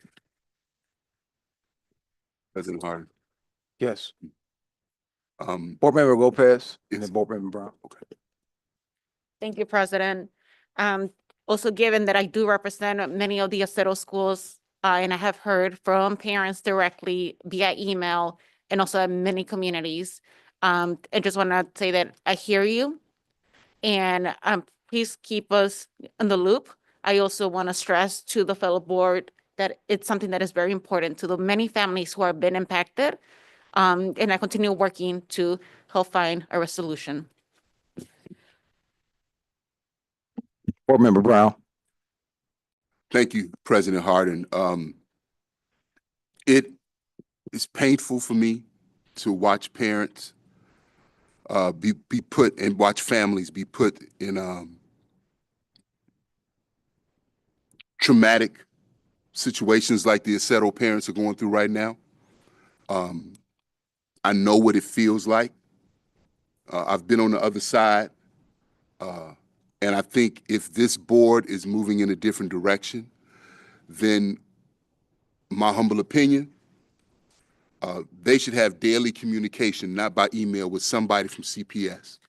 Daily, giving them updates. And then we need updates as a board every 72 hours. We need to know what's happening with this. Not in my name. Not in my name. And I maintain not in this board's name. Are we going to sit there and allow any school to underserve families and then to just leave them out in the cold, whether they are Black, brown? Those are not my principles, and I do not support that. And so I maintain, President Harden, and if we have to do a by vote or whatever, I'm open to that. But I maintain that these parents, these families deserve daily updates from Chicago Public Schools that are tangible and that are real, and that this board needs to be informed every 72 hours. We are not a rubber stamp board. We are the governing body of this organization. And it's time that we should not be comfortable with parents in tears just because the system they paid taxes to betrayed them.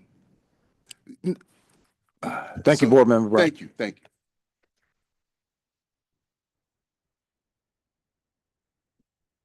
Board Member Lozano. I also want the Acero parents to know that I've also been able to speak with some of you all at the community meeting in Pilsen. And I hear you as well. Los estoy escuchando. And, looking forward to finding, to give you the results that you need, at least the answers that you need as soon as possible. Thank you. Board Member Rosenfeld. I also just want to say thank you for speaking. Thank you for sharing. Thank you for stepping up on behalf of your kids and your schools. I hear you. I also see you.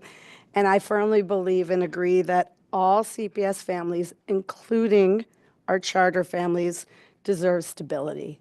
They deserve to know that their school is going to be there next year and in 2 years and in 4 years. So I hear what you're saying, and I'm on your side.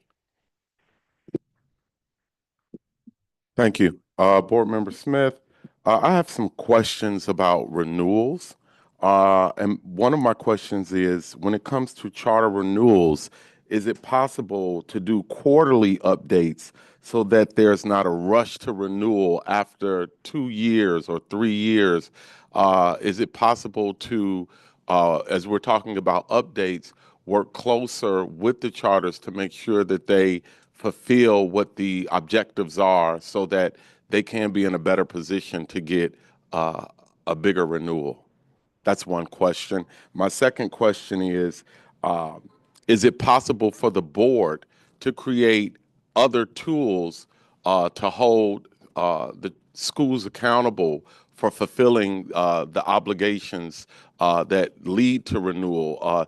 Does the board have the tools to create new pathways to holding schools accountable so that we can assure that all children are supported in all schools? Those are my two questions. Board Member Smith, we'll take note of those and give responses back to you on both of your questions. Thank you.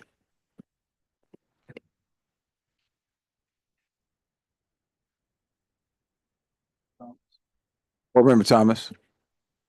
Board Member Thomas, considering the current financial position that Chicago Public Schools finds itself in, I think at this time it would only be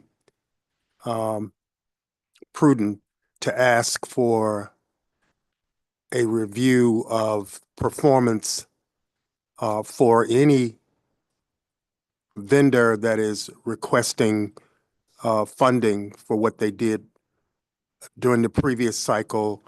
And I would hope that Metropolitan would come forth with their what they did for the last funding that they got. And certainly moving on from that, very early on, there were 6 board members that supported Acero in every way we could. And there was a lot of work done to resolve a very difficult situation. And I think we still have that resolve to support you and the children in every way we can. Board Member Pope.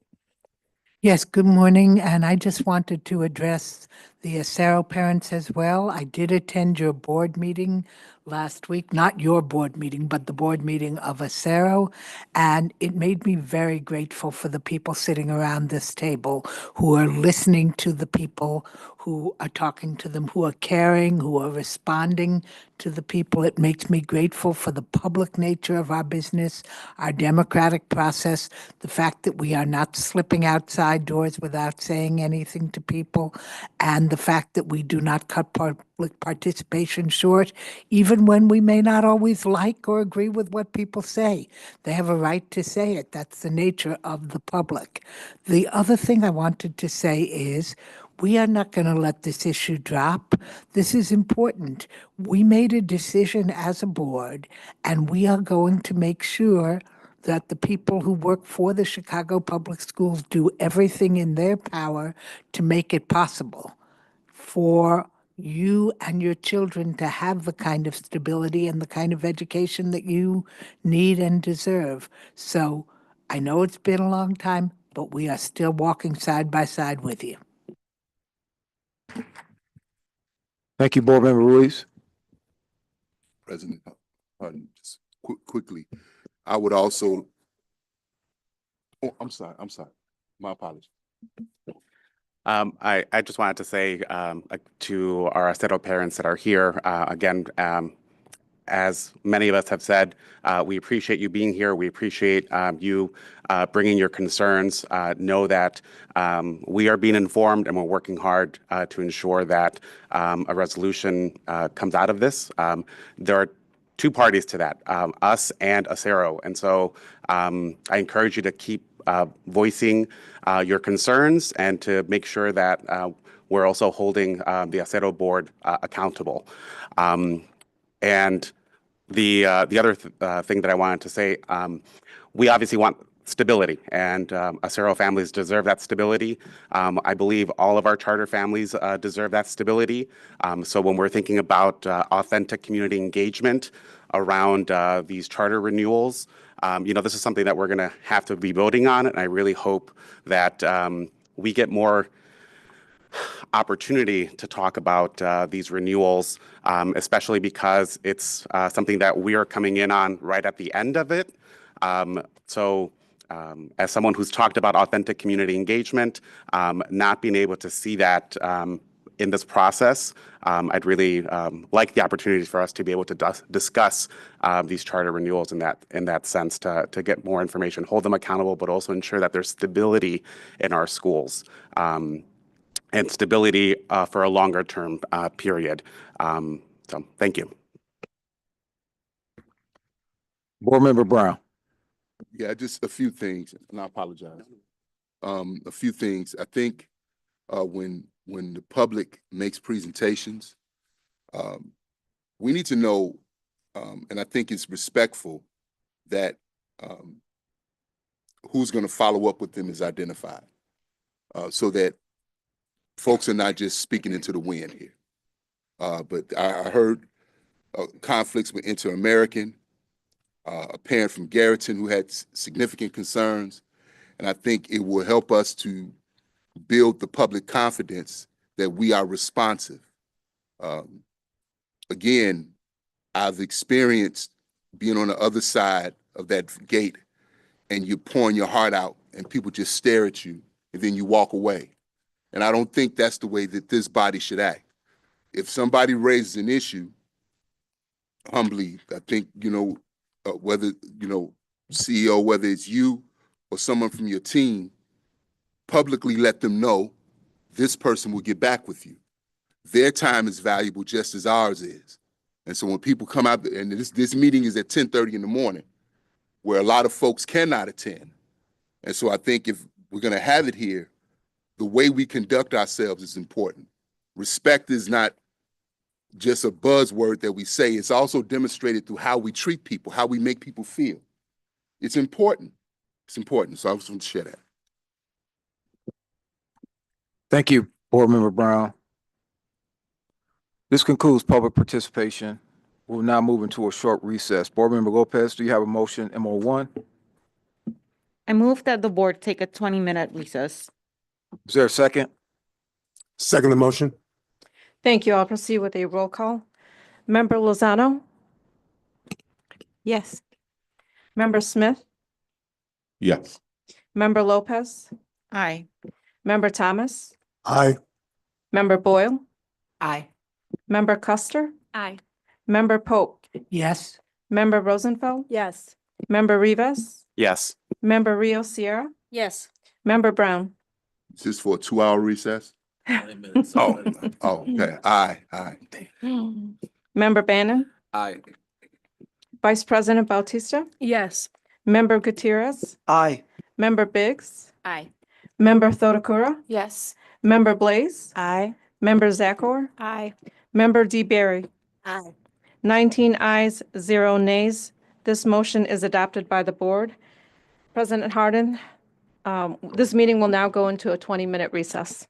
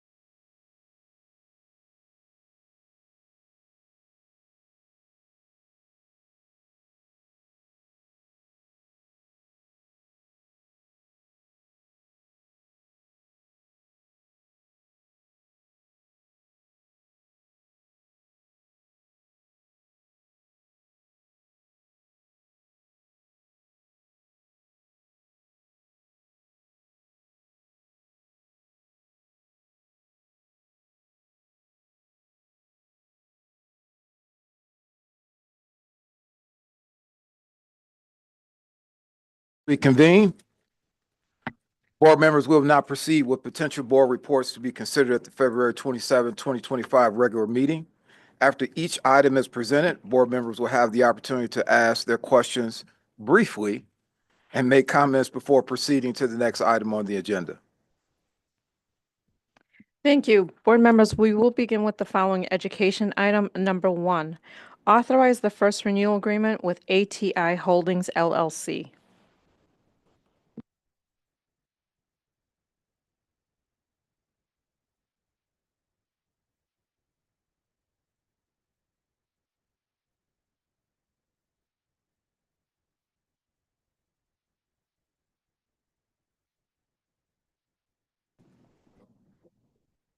It's on? Oh. Good afternoon. My name is Mickey Pruitt. I'm the Acting Executive Director of Sports Administration. We are recommending the board to renew 1-year renewal for the board meeting for February 27th. Currently, our office meet with ATI once a week to go over training, scheduling, coverage for district-wide sporting events in 32 schools. ATI is present and available at practices, games, and district-wide events. ATI advised our office for supplies and training equipment to order every season. ATI provides injury follow-up and evaluation using ATI Player Health software, which provides injuries, treatments, management, and documentation for each individual athlete. And you can see it on the data slide 3. ATI meets the procurement process. Excellent partners for the district-wide initiatives. We are increasing the dollar amount by providing 4 more athletic trainers for FY 26 to have total 25 athletic trainers next year. Our goal is to continue to grow the amount of athletic trainers to cover at each of our 81 schools.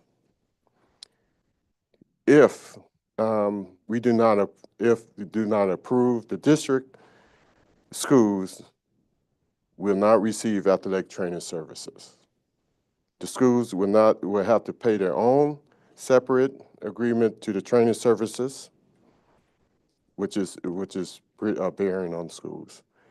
Now, for the blueprint for Vision Connection, ATI will be able to align with the whole child approach, focusing on each student athlete's physical health, injuries, and prevention management. By providing expanded district-wide athletic trainers, CPS will be able to provide resources to all schools and students with different living experiences to ensure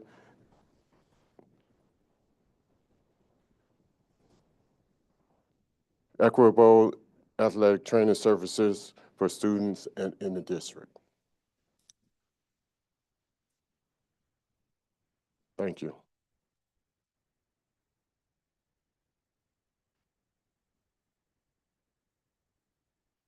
Do we have any questions, board members?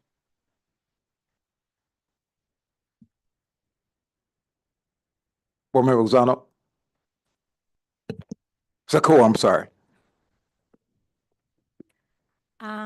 Hello, thank you for being here. I have a question for you. I looked up the 32 schools. Of those 32 schools that are receiving the benefits of trainers now, 8 of them have opportunity indexes below 20, so that's 25% that are faring quite well. Another 7 fall below 30, so we're at almost 50%.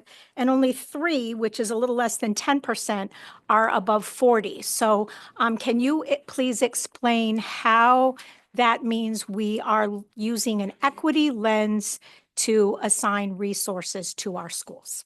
Yes, we are looking at that process right now, and we are with the new trainers, we're going to look at the index to see where we are short at in that process, so we could cover those indexes for the next round and even going forward now.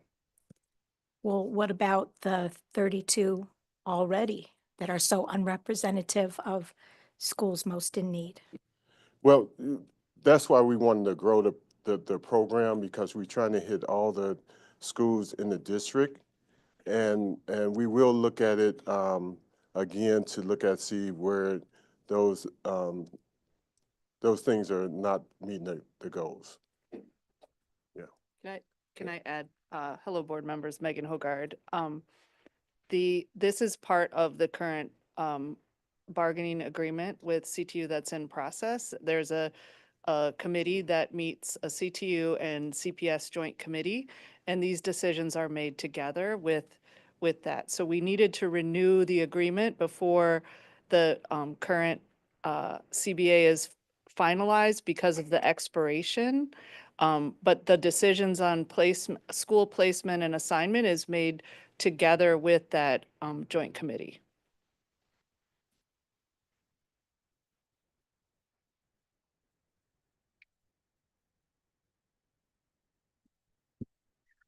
Thank you. I think with a similar line of questioning, so the 4 additional athletic trainers, there is no current proposal for which schools that would be at. That's still a part of the conversation.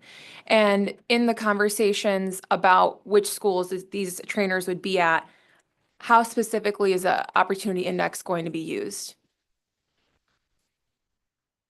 Go ahead.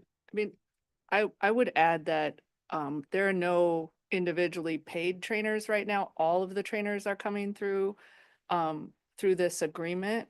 The opportunity index is an important component of it. Also, the number of teams and the safety. We also provide trainers for the centralized stadiums that many schools have their events at. So I think it's an important part of the discussion, but also that is discussion that is had in that joint committee as well.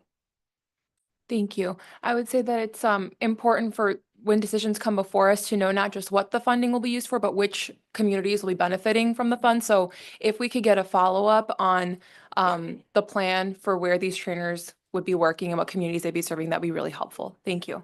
Yes, we are doing. Board Member Custer.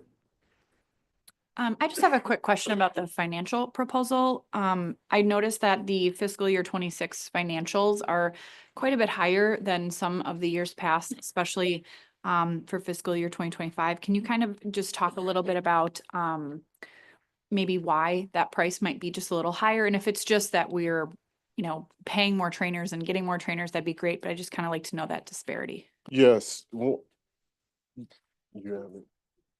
Yes. Yes, one is we have 4 more trainers that's coming on board. And then with the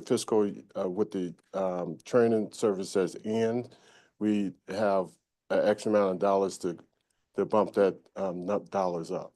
So it calculates correctly for as what we had in the past, and then with the 4 extra trainers and the 2 extra months that we need for this year, fiscal year. And also we have supplies and equipment that we have to purchase too.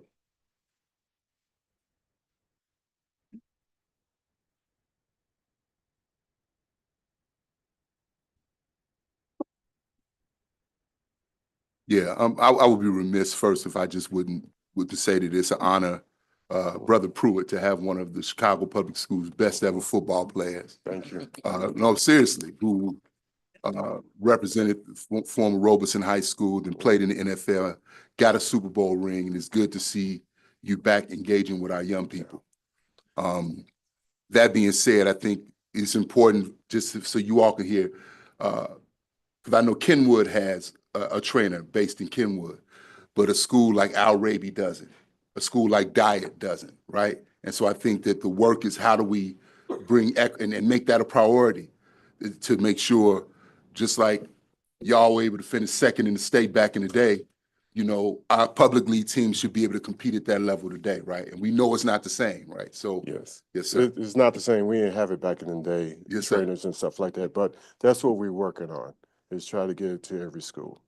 But every schools are covered, but we just want to get a trainer in every school if possible. That's why we kind of working in these steps. Thank you. Quick question. Does Board every member- school have an athletic director? I'm just wondering about that. Yes, every Yes? school has an athletic director. Great.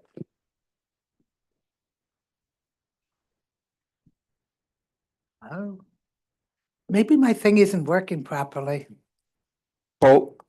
My question, or really it's more of a comment, is I've seen tremendous inequity in the availability of different sports at different schools, how many teams there are, what kind of support they're able to get.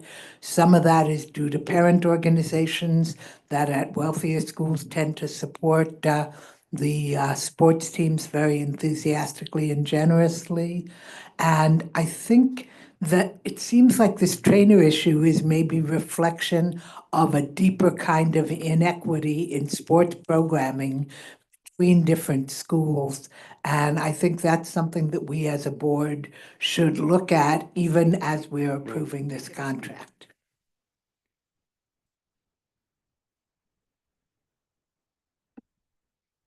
Are there any other questions or comments?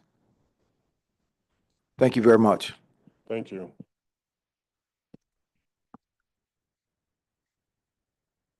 Board members, we will continue with the following safety and security item number 2. Authorize a new agreement with Metropolitan Family Services.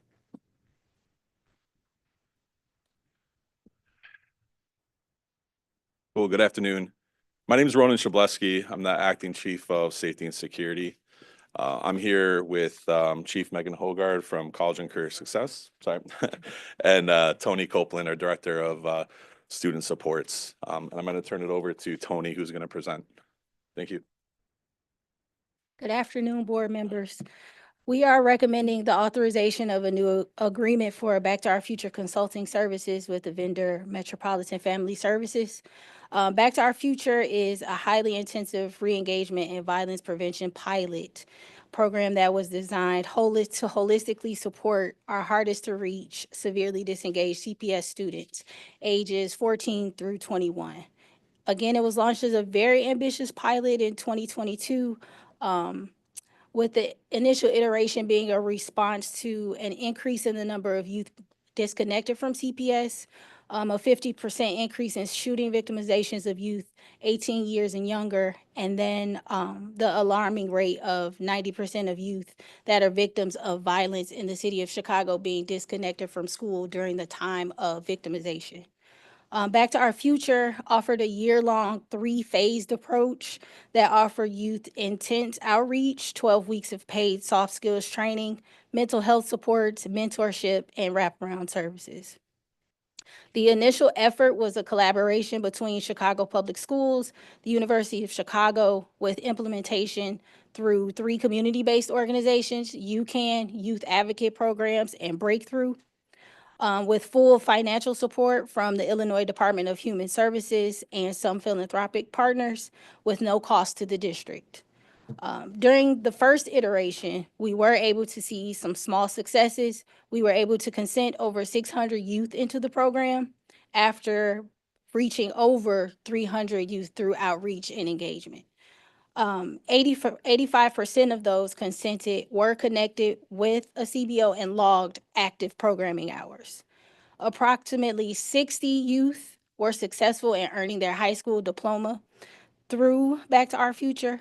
It's important to note that although that number is 60, it was rather significant because the target population for Back to Our Future were youth ages 14 through 21, and they were all at different points of their academic career when they came into the program. Not everybody was at a point where they would be able to receive a diploma, but of those that could, we were able to get a diploma for 60 participants. Over 150 youth were connected back to school. Others were able to attain their GEDs and transitional job placement. One other important thing to note is within the violence prevention vein of the program, less than 1% of the participants of the program during their time in Back to Our Future were victims of shootings or homicide. Although, again, those successes were were small because this was an ambitious pilot. We did take the notice of the Mayor's Office of Community Safety, and they wanted to incorporate Back to Our Future in a relaunched version into their People's Plan for Community Safety. In the relaunch of the program, they brought together members of community, folks across sister agencies, as well as people within philanthropy to reimagine what Back to Our Future could look like. We also took findings from the University of Chicago's study from Back to Our Future in the pilot phase to figure out ways to fill in gaps that were identified and best support students that would be engaged in the second iteration of the program. One of the large findings and opportunity gaps was the need for there to be a consultant or intermediary to best service the community-based organizations that facilitated the program on the ground. It was also necessary to have that consultant to help us with an accountability structure so that there was more fidelity and oversight for the program in terms of finance and wraparound supports, as well as trainings and on-ramping for the CBOs that would implement the program to the participants.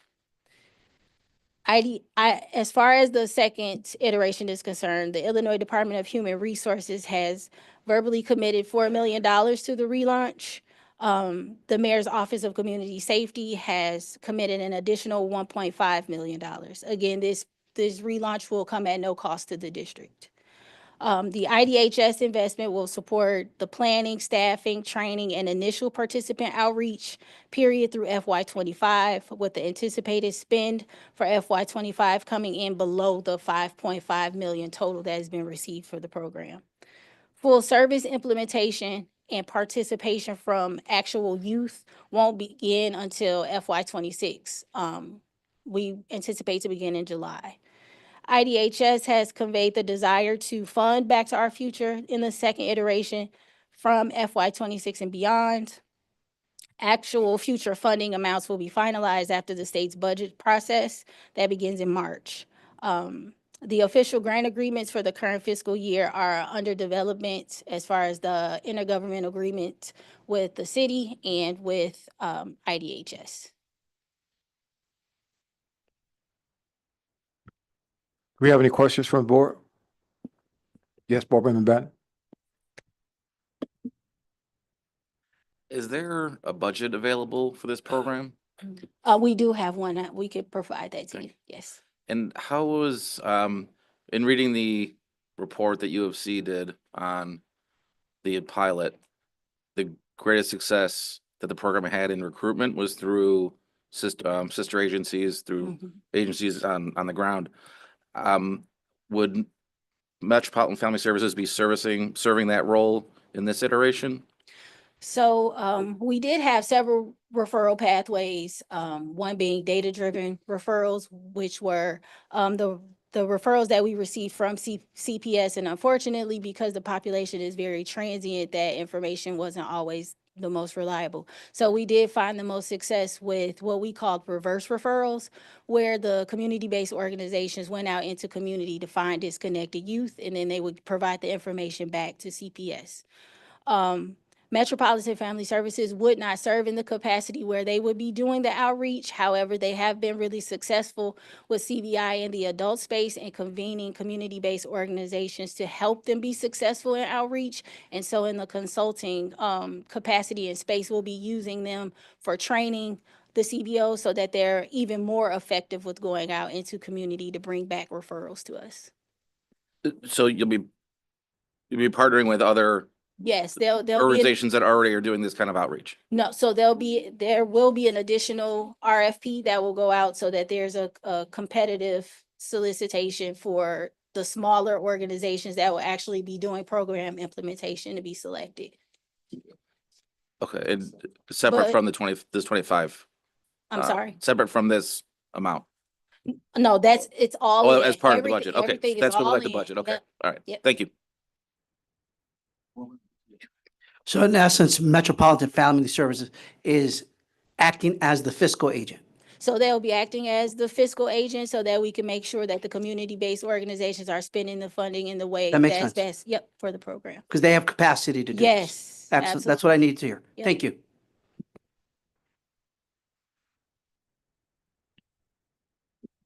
Member Smith. Why, why was this seated in safety and security portion of CPS and not an academic department?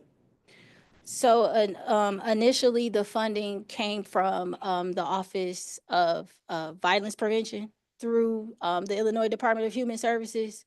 And it was from cannabis funds with the aim to use the program for violence prevention.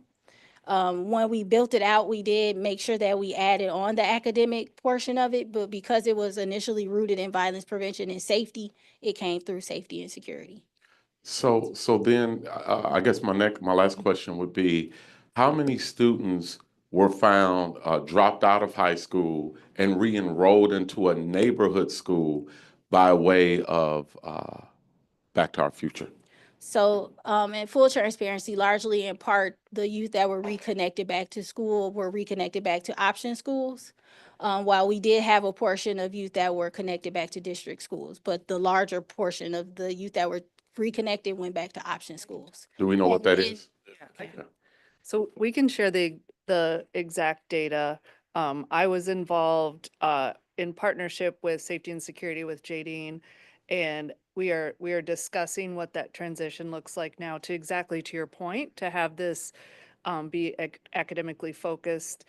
A number of the students who are re-engaged were at the point where they would not be able to complete high school in the amount of time to graduate before they hit 21. So if you are, and we'll provide this data, but if you've been out of school since middle school and you don't have any high school credits and you're 19, you need to be in an accelerated program. But students had a lot of decision-making agency.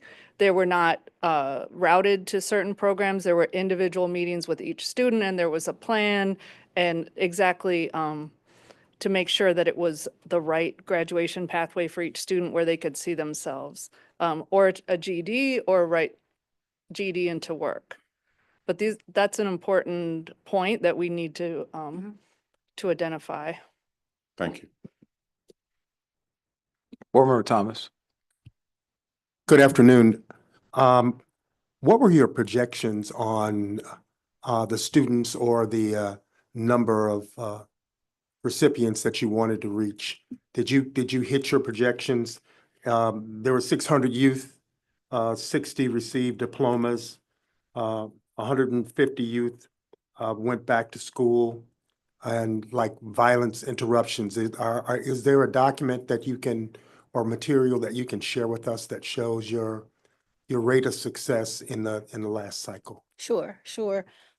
We could share that with you. Initially, we sought out to reach 1,000 youth, but through those opportunity gaps that we mentioned earlier, we did find in key learnings that while this was very ambitious and we did set out to do something that was really great for the school district and for the city of Chicago in large, this was a very hard to reach population. And that was something that I think we anticipated, but not in the way that maybe we should have, especially when you're thinking of a very transient population of youth.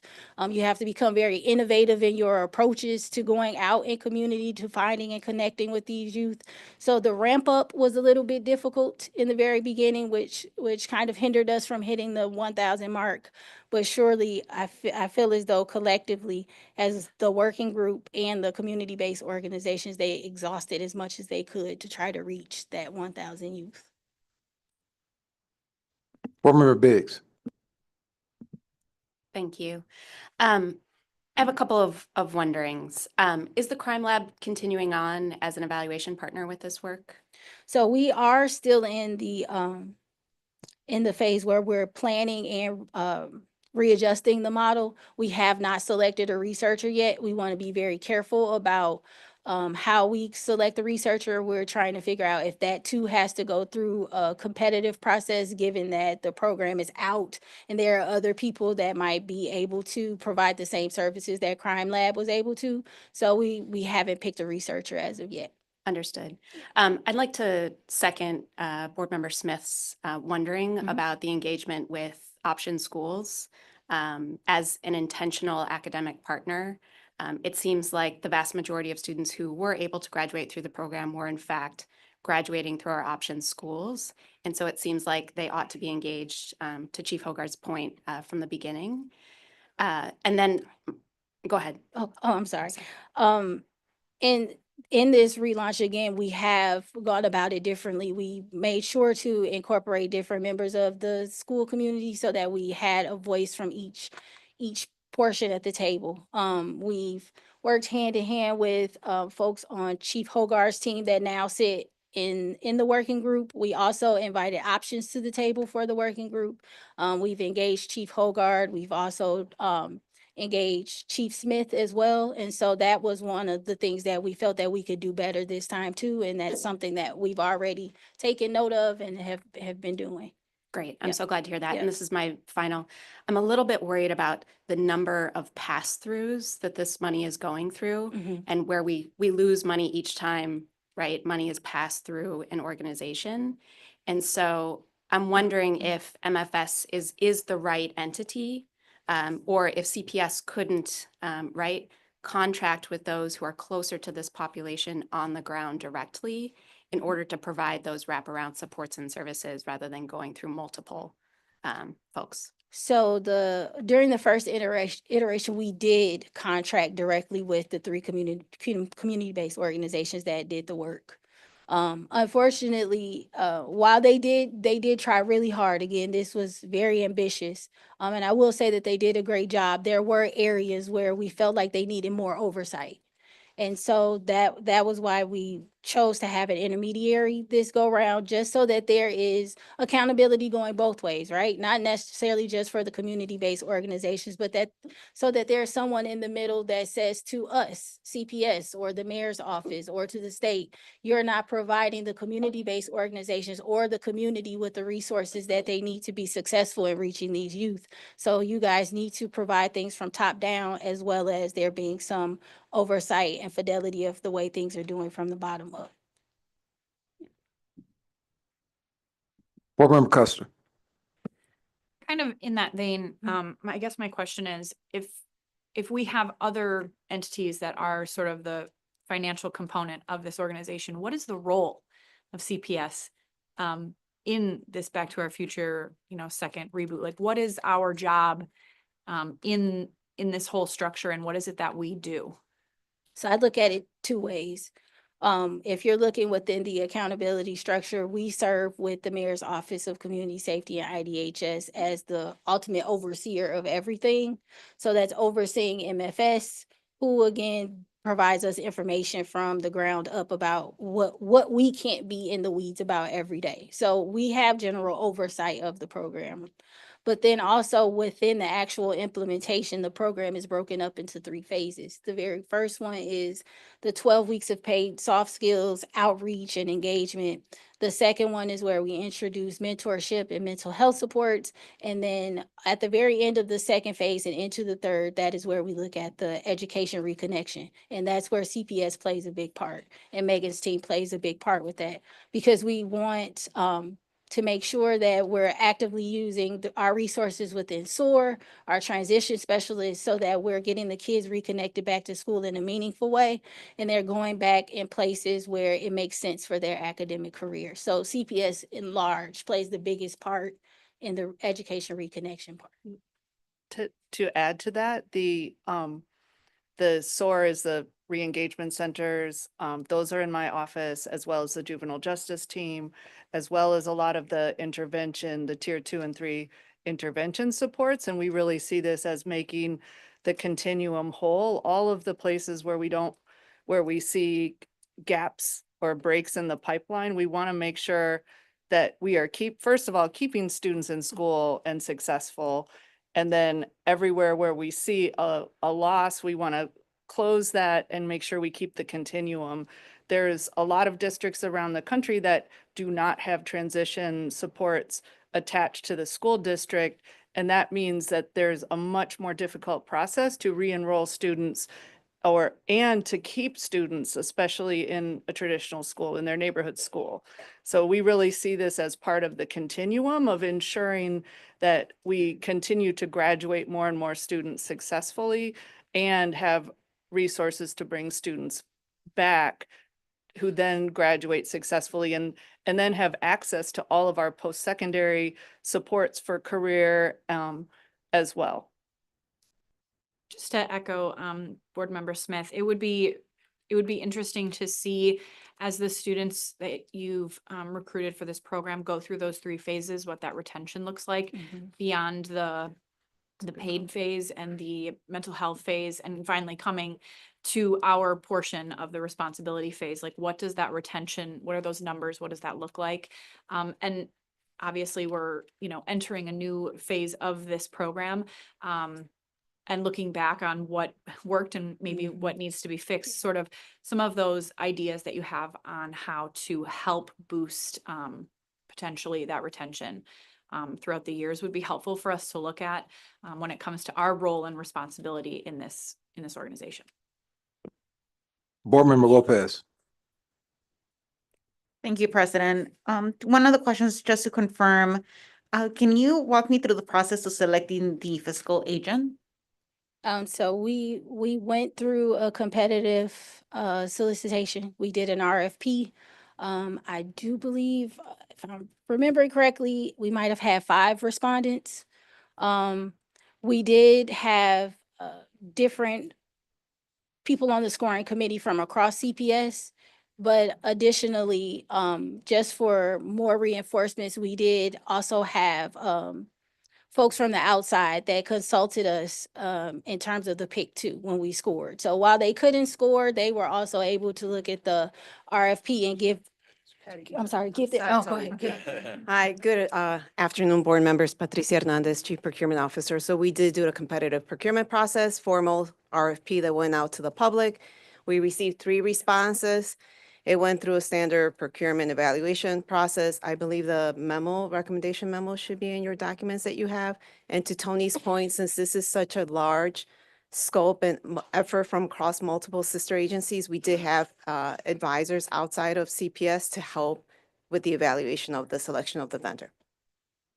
Thank you. And my second and final question is, if there is a breakdown of districts or areas in the city that you're looking into engaging, I'll be curious to learn a little bit more about it. Thank you. I can share that list with you. In this second launch, we were a bit more careful about condensing the zip codes that we would be doing outreach to, just to be more impactful, and so we could share those zip codes with you as well too. Board Member Boyce. Good afternoon. Thank you for coming. This is for $25.5 million. Was it 18 million last year? Is this an increase from, I know Board Member Bannon asked for the financials, so I'd love to see that, but my understanding is that this is an increase in the contract. Is that right? No. No. So the initial award that we received from IDHS was the 18 million. However, it was supposed to be split up evenly between the 2 years of the pilot program. In the first year, however, the award was reduced down to 3 billion because the spending was slow, because we were in the on-ramp phase. So it was 3 million in the first year, and then in the second year, we spent close to 7. So while it was 18 million as initial award, that's not what was spent. So you only spent 10 for the first year? First 2 years. First 2 years? Yes. Yeah. Okay. And then we're going from 10 to 25. So the 25 is there just to give room in the not to exceed amount, because we anticipate with the success of 2.0 receiving additional funds possibly through philanthropy. Again, we are being considered for the state's FY26 budget, and so we're not sure what the gift will be. And so we wanted to make sure that we had enough room in the board authority so that when those funds came, we can add to it. My question is, does it make sense for us to wait till you figure out what your state funding is before we confirm CPS funding, or is that not how it works? So it's not CPS funded at all. It's all state funded? It's all state funded. Got it. Yep. Okay. Thank you, Board Member Boyle. I'm sorry, I just want to clarify one thing. It's also city funded too. I don't want to leave them out. Sorry. Right. Yeah. Board Member Boyle. Hi, I have a question about the funding. So I see that IDHS and the mayor's office, are they each contributing 6 million? No, IDHS is a 4, and then the mayor's office is, I'm sorry, the IDHS is 4.5, the mayor's office is 1.5. Is there any universe, because it says, with no current district contribution, that the expectation will be for the district to pay in the future this expense? Or if somebody if the board commits to this now and somebody doesn't pay, would we then be liable to pay? Let me jump in here. So with the not to exceed, we're coming to you to ask you for approval to spend up to that dollar amount, right? There's never any guarantee in our contracts that the work will be delivered and we will use these services. So based on the funding, my understanding, this is 100% grant funded. If we have the funds, we will do the services. If we do not get the funds, we will not provide services. So all our board reports also have standard boilerplate language that states that any future year appropriation will be based on budget approvals. So if we don't have a budget for this, or there's no grant funds, we will not be doing the services. So this is just, like to Tony's point, we don't know what the state's going to give us or if the city gives us more money in the future. We just want to ask for that not to exceed so we don't have to come back to the board to ask you for more money. Board Member Lozano.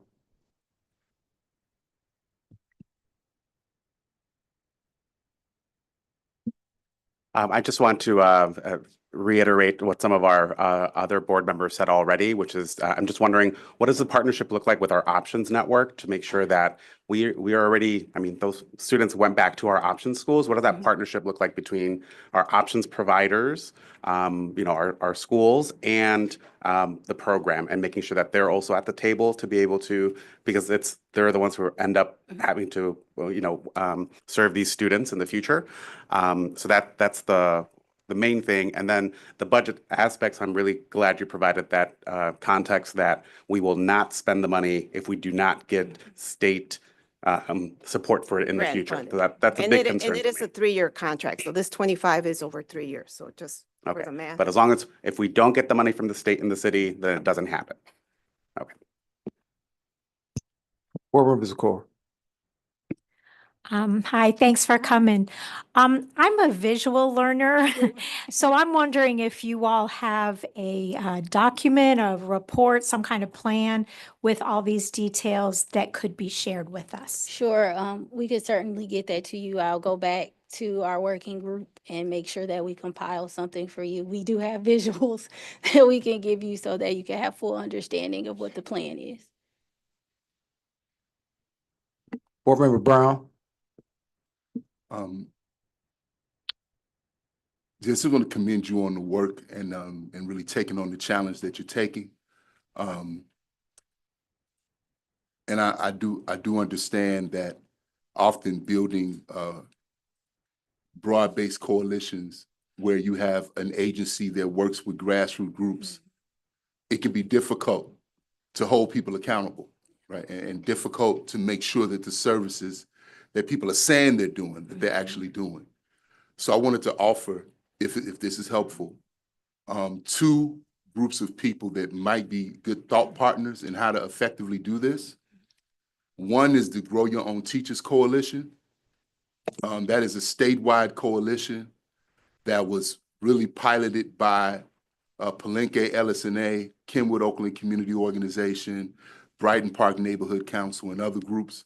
And we had to partner with post-secondary institutions to help parents or people who may have been disconnected to become teachers. And it was difficult because of all the things you can imagine. So they may be good folks just to talk to because Grow Your Own became very effective, right?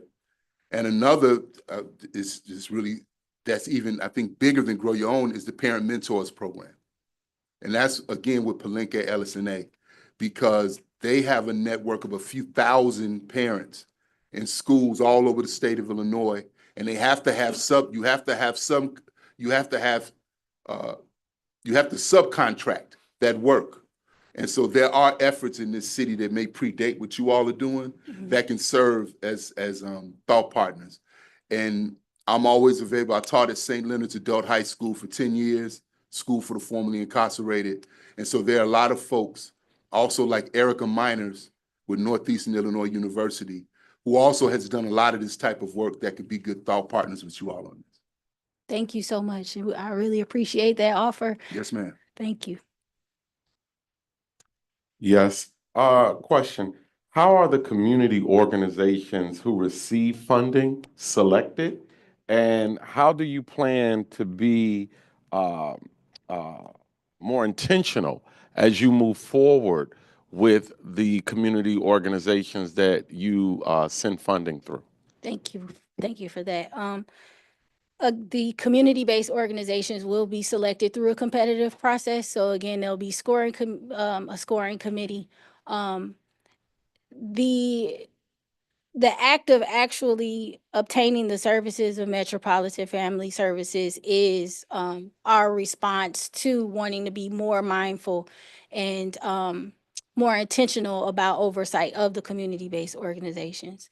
When we did the first RFP and we just solicited solely for those CBOs, we didn't see the large undertaking that it would be to oversee community-based organizations that are out in community, on the ground, really in the weeds of the work. And so MFS, again, has had really large success with banding together community-based organizations in the adult space and giving oversight with CP4P work. And we're hoping to see some of that replicated as far as that in the youth space with this, so that there is that oversight for the community-based organization. So it is that training. So they receive mental health supports, because this can be exhausting for them as well too, right? In terms of seeing some of the traumas that youth are affected with every day and being that help and support to them. And so we wanted to layer on as much as we can through MFS so that we could support the CBOs, but then so we could also, again, through that accountability structure, get reports from the ground up to CPS, up to IDHS and MOX, so we could have a full scope on what the community-based organizations are doing on ground. Thank you.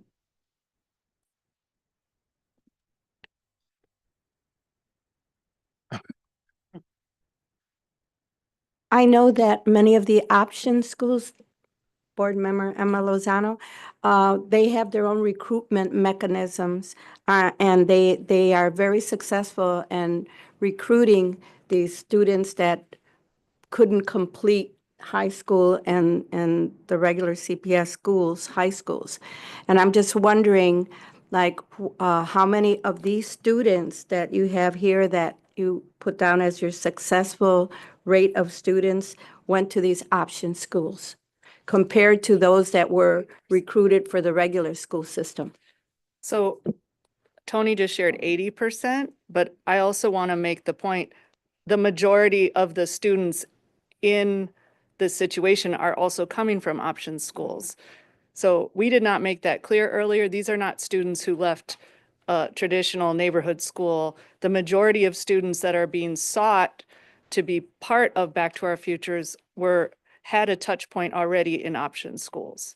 So option schools are very much part of this process already. Board Member DeBerry. I commend you on this work. I think mentoring and definitely counseling are so needed in our communities. And I know that you're moving at the speed of trust, which is difficult. Yeah. I am curious about how you're incorporating families of these students And also, have you considered consolidating your process instead of doing one thing at a time, maybe you might only have their attention for 12 weeks? Yeah, you are absolutely right about that. So, while we do have the program broken up into 3 phases, there is some overlap, and we did, in our findings and reevaluating the program, we did see areas where we should speed up some of the things within the model. And so there is some adjustment in timing as far as families are concerned. There's always been the family component there because we do want to tackle some of the systemic issues that the kids are facing, because those are ultimately largely the barriers that are stopping them from being connected to school. And so the community-based organizations have been very successful in providing things as far as childcare for families, food. We've even had an instance where we had students who they lived on their own and didn't have furniture, or the backings from family to have furniture for them or their small children. And so we helped in that area. We've also made sure that in areas where we could help parents attain jobs through transitional jobs, we helped with that as well too. Our hope is that now that we have the coalition of the working group, the level of wraparound services can intensify through the state and through the city, so that we can offer not just services to the students, but also even more services to parents and families.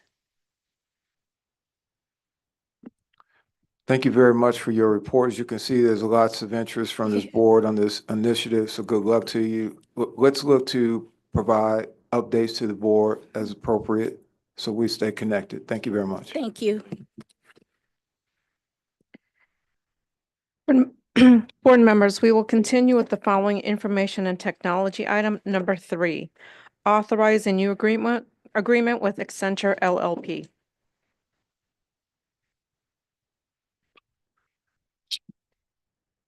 Good afternoon, members of the board, ladies and gentlemen. My name is Dr. Sri Sundaram. I'm the Executive Director of Enterprise Applications and Acting Executive Director of Data and Analytics. Today I have with me is Dr. Sarah Kempner, who's the Executive Director of Insights and Research from the CEDO. And I have with me Mr. Connor Maloney, who's the Manager of Data and Analytics. Today we are here to talk about a data modernization opportunity, a initiative inside of CPS that will affect all of CPS data and ultimately impact the CPS stakeholders, which are the students, the administrators, the educators, and the community.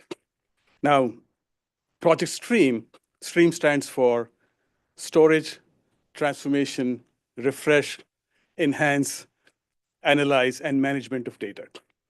It's a $11 million initiative over a few years that ultimately overhauls the entire data infrastructure for CPS. This is critical in many ways. Let me explain why. Number one, we are operating with aging infrastructure, decades-old infrastructure, 16-year-old data warehouse, 13-year-old data dashboards. These were built at a time when we had terabytes of data. Now we are operating with petabytes of data. So this is fast getting aged out. So this causes a lot of operational inefficiencies. Things that potentially could take minutes in this day and age takes us sometimes days, if not weeks, because we have to double check and triple check this information so that the data is adequately adjudicated by the decision makers. Secondly, this actually enables key pillars for the Success 2029 CPS strategic plan. This is a key enabler for the CIDD initiative, the Continuous Improvement and Data Transformation Initiative from the CEDO's office, number one. Number two is it produces enhanced data access to multiple stakeholders. It provides resource equity focus, making sure that decisions are timely, decisions are accurate, and allocation decisions, especially resource allocation decisions, are done in the way that affects the community in the right way. Number three, this is about modernizing the initiative, providing a 21st century environment from a data and information perspective that ultimately enables the students to have a 21st century learning environment. Now, what are the key benefits? The key benefits are as follows. Number one, it's about enabling timely decisions. It's about enabling accurate decisions so the decision makers can operate in the most seamless way. The second part of it is this enables enhanced data access to teachers, correct?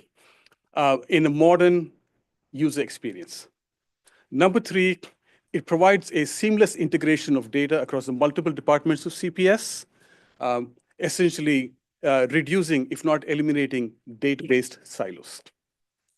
So I want to let the board know here that $3 million of this, approximately $3 million of this initiative is being funded by CLDPH, the Chicago Department of Public Health, for the first 2 years.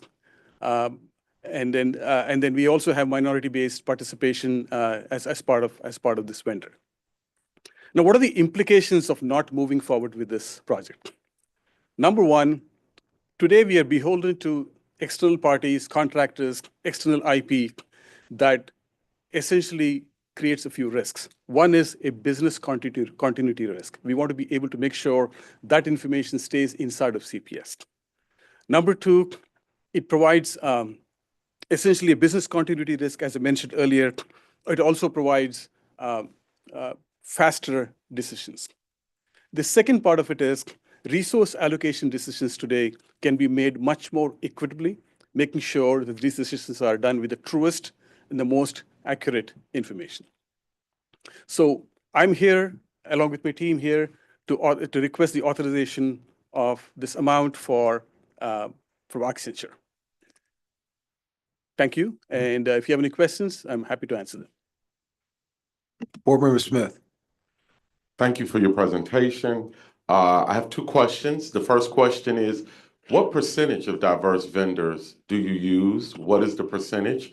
Number two, does Stream have any advanced mechanisms that protect against data breaches?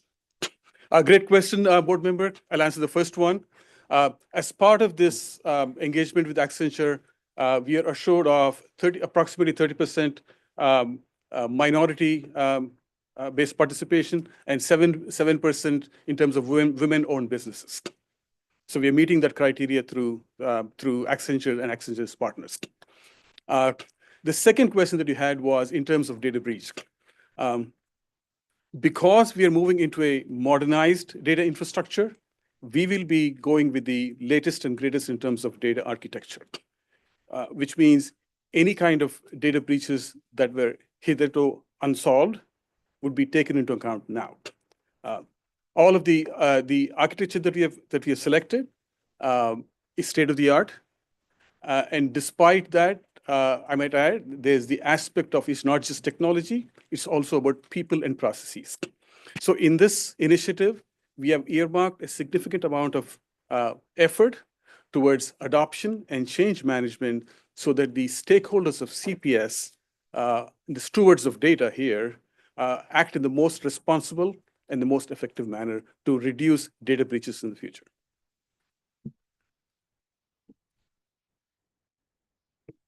Hello, thanks for being here. Can you share with us where this data management system is currently in operation and what someone from your team has done to see it in action, try it out in all the different modes that you're saying we will be using it for? So today we have an aging data warehouse, board member. It's operational, but it takes days and weeks to get it done. Which means, why is that? Because we have to double check and triple check the information to make sure before it's out there in terms of reports. To your question about where is it working to, there are quite a few examples of this in the education space, especially in higher education space, where this particular platform, this is a Microsoft-based platform, has been successfully operated in Auburn University's one. There's one of the university, and there's a public sector area as well in terms of in Georgia. I think if I'm not mistaken, and don't hold me to this, I think in Seattle, Tacoma, Washington schools, they have a similar architecture as well. So this architecture has been, this platform, this architecture has been in place for a few years now. And to the extent of that we know, this is a state-of-the-art, modern, and reasonably tested solution. But it sounds like you're saying that you all haven't tested it in the manner that we will want to be using it. Because we're not a university and we may have other uses that don't match theirs. A great question. We have not tested it to the extent. I can chime in, Sri, but we know best practices, board members. And this is a case where we have an aging infrastructure and we know that modernization of technology should be the forefront.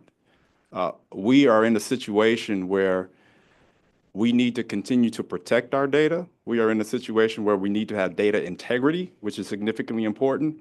And what we're saying here is that we have these multiple modes of where we're extracting our data. But when we extract it and bring it all together in one place, there's a process, and it takes a lot of time and productivity to validate that data. With this mechanism here, we'll have it all essentially in kind of one source with integrity. And we'll be able to pull and extract that information more quickly, efficiently, and to be able to provide the information to the powers that be, you all, our leadership team here, to be able to make informed decisions. So this is a proven model of best practices of what we're targeting. Board Member Custer. This may be a dumb question. Sorry if it is. I know we've kind of approved a lot of different new systems because, like you said, we're updating a lot of these. They're very old and outdated. There is no issue with all of these systems operating together, right? Like, we know that all of the systems that we've already approved purchase for are going to work seamlessly with something like this. We're not going to have any issues moving forward. Just want to make sure that all this, the approval of the spends that we're doing are things that are working really nicely together, and we're not going to have any issues with technology things, you know, as we continue to purchase them kind of one by one. Great question, board member. In the process of selection, we took that into account to make sure it not only looks, it's a future forward-looking initiative, but it's also backwards compatible. We wanted to make sure that our existing systems that we have bought, especially the new ones that we have recently invested in, they're all compatible with this system, with this platform and all that. Yes. Board Member Bannon. First of all, I wanted to compliment you on your RFP presentation.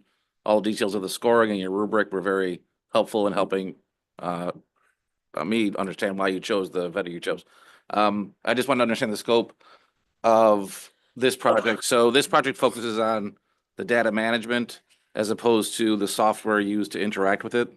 Was that, correct me if I'm wrong, is that a good way to describe it? It's, let me take a step back if I may.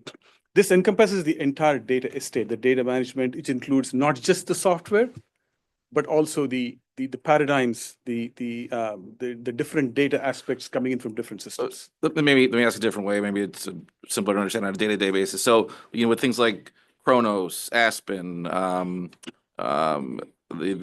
financial management systems we use, would this include that kind of management? Yes. Or it includes all of the major systems, chime in, Connor, please, but it includes Aspen, includes the Oracle finance systems, including the new ones. But would it includes the data management, but does it replace Aspen? No. Right. Yes. Right. It's a data management of these systems that come in.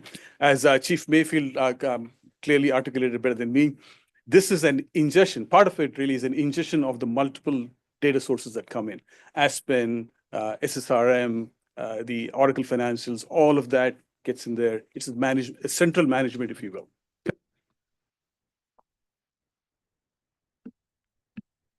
Are there any other questions or comments, board members? Thank you very much for your presentation. Thank you.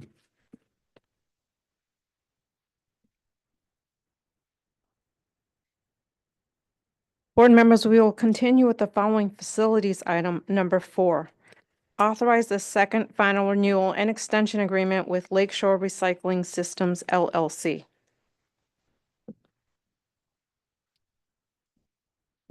Good afternoon, Board President Harden, Vice Board President Bautista, and elected and appointed board members.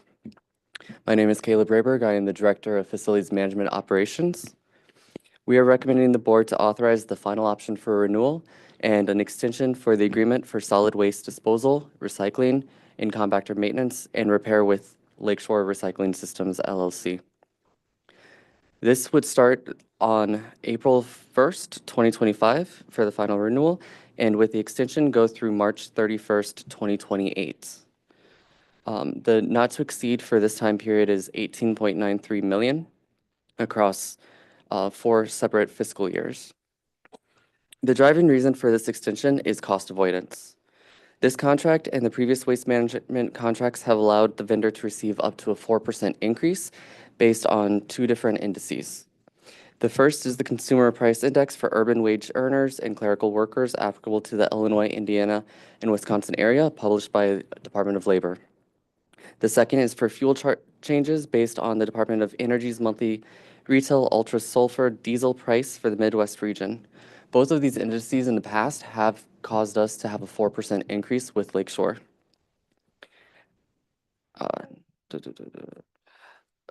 As with all other facilities renewals, procurement has been a great partner in negotiating flat or lower pricing.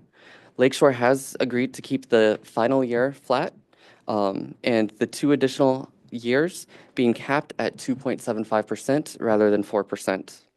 The cost avoidance is estimated to be $3.23 million over the course of this term.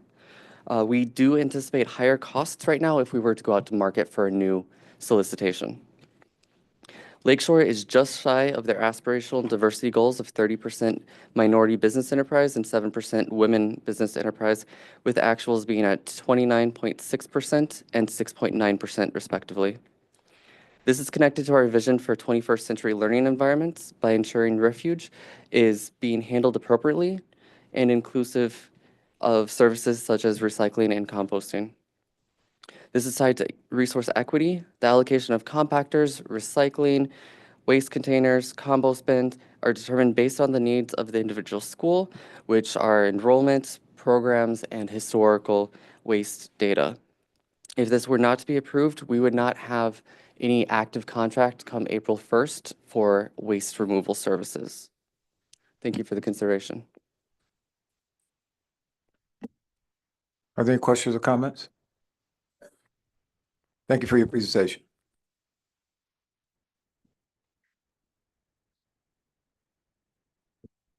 Board members, we will continue with the following real estate item, number 32. Amend and ratify renewal lease agreement with Learn Charter School for a portion of the James Thorpe Elementary School building at 8914 South Buffalo Avenue. Good afternoon, Board President Harden, members of the board, and CEO Martinez. My name is Stephen Stoltz, Director of Real Estate for the Department of Capital and Facility Operations.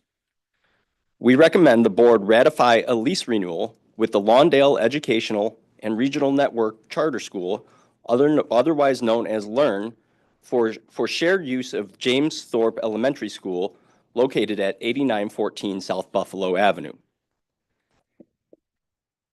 The use will be for LEARN's South Chicago campus. LEARN has close to 400 students at this location, and the school building is approximately 135,000 square feet. LEARN has operated from this location since July 1st of 2010, and the lease was first renewed in 2011 for a 5-year term ending on July 15th of 2016. The lease was again renewed for a term commencing on July 16th of 2016 and continuing through June 30th of 2021. The board authorized a 3-year renewal of this lease in 2021, but the parties failed to come to an agreement on the terms of the lease renewal, and the board authority has since been rescinded.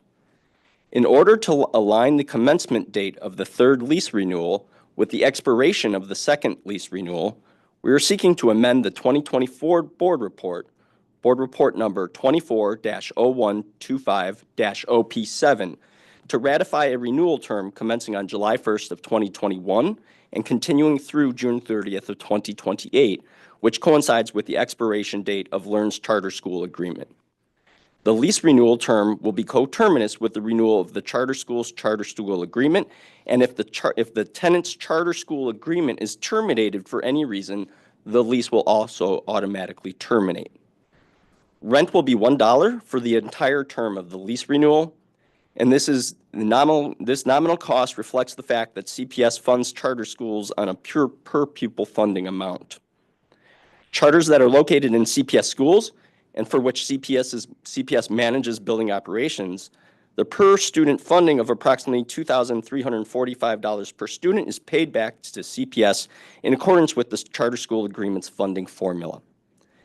That concludes my presentation for this item, and I'll be happy to answer any questions. Thank you. Do we have any questions? Thank you for your presentation. Thank you.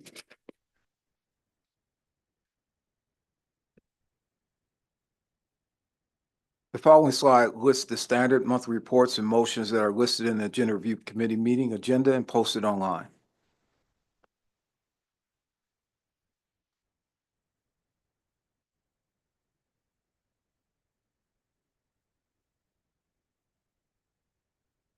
Board members, this concludes the public agenda. Are there any comments or questions? Yes, Board Member Bautista. I think it would be really helpful to have the technology that we're like a contract with, is it Accenture? And like the IBM contract and the other contract that I can't remember the name of the contractor that is also connected to help streamline that's transition from Oracle to IBM, because we've seen them in 3 different board meetings, these three different approvals of all for the same, to be able to make sure that the system and the technology is actually able to work with each other. But it's hard for me to see how it all like folds into each other with those 3 different contractors. Is it possible to have a report so we could see also what it costs to like the totality? Because when it's spread out like this, it's hard for us to like wrap around, especially because it's been several months. I think it was like October or November was like IBM, and then last month we had the other contract that we approved, and then now there's this one, and they're all supposed to be working together. Yes, absolutely. We can pull that together because the modernization of the technology is part of our 5-year vision, Together We Rise. And so we'll work with your chief of staff to be able to put a memo together for that. Thank you.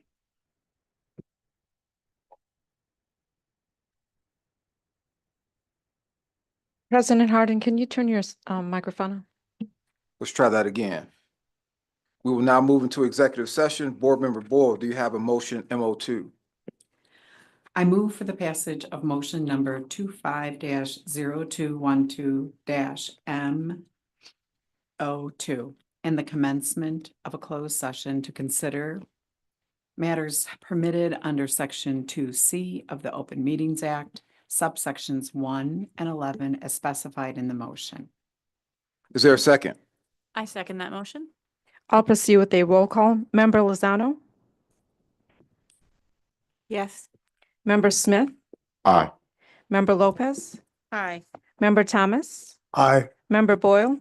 Aye. Member Custer? Aye. Member Pope? Yes. Member Rosenfeld? Yes. Member Rivas? Yes. Member Rio Sierra? Yes. Member Brown? Yes. Member Bannon? Aye. Vice President Bautista? Yes. Member Gutierrez? Aye. Member Biggs? Aye. Member Thodakura? Aye. Member Blaze? Aye. Member Zakor? Aye. Member DeBerry?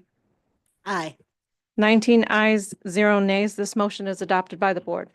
This meeting will now go into closed session.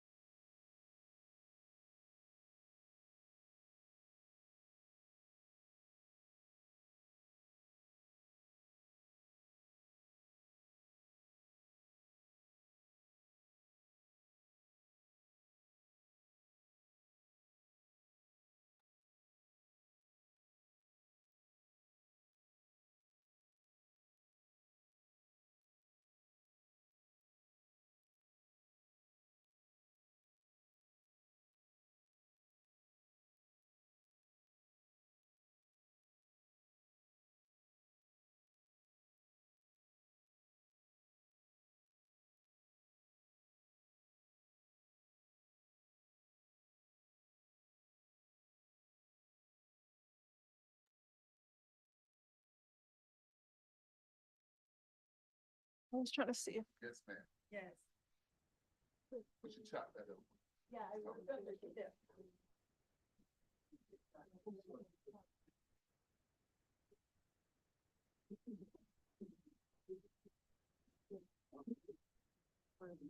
We're just missing one. We can go. Board Secretary, please begin. Can you please strike the gavel to reconvene? Thank you. President Harden, I would like to note for the record that there are no items to vote on from executive session.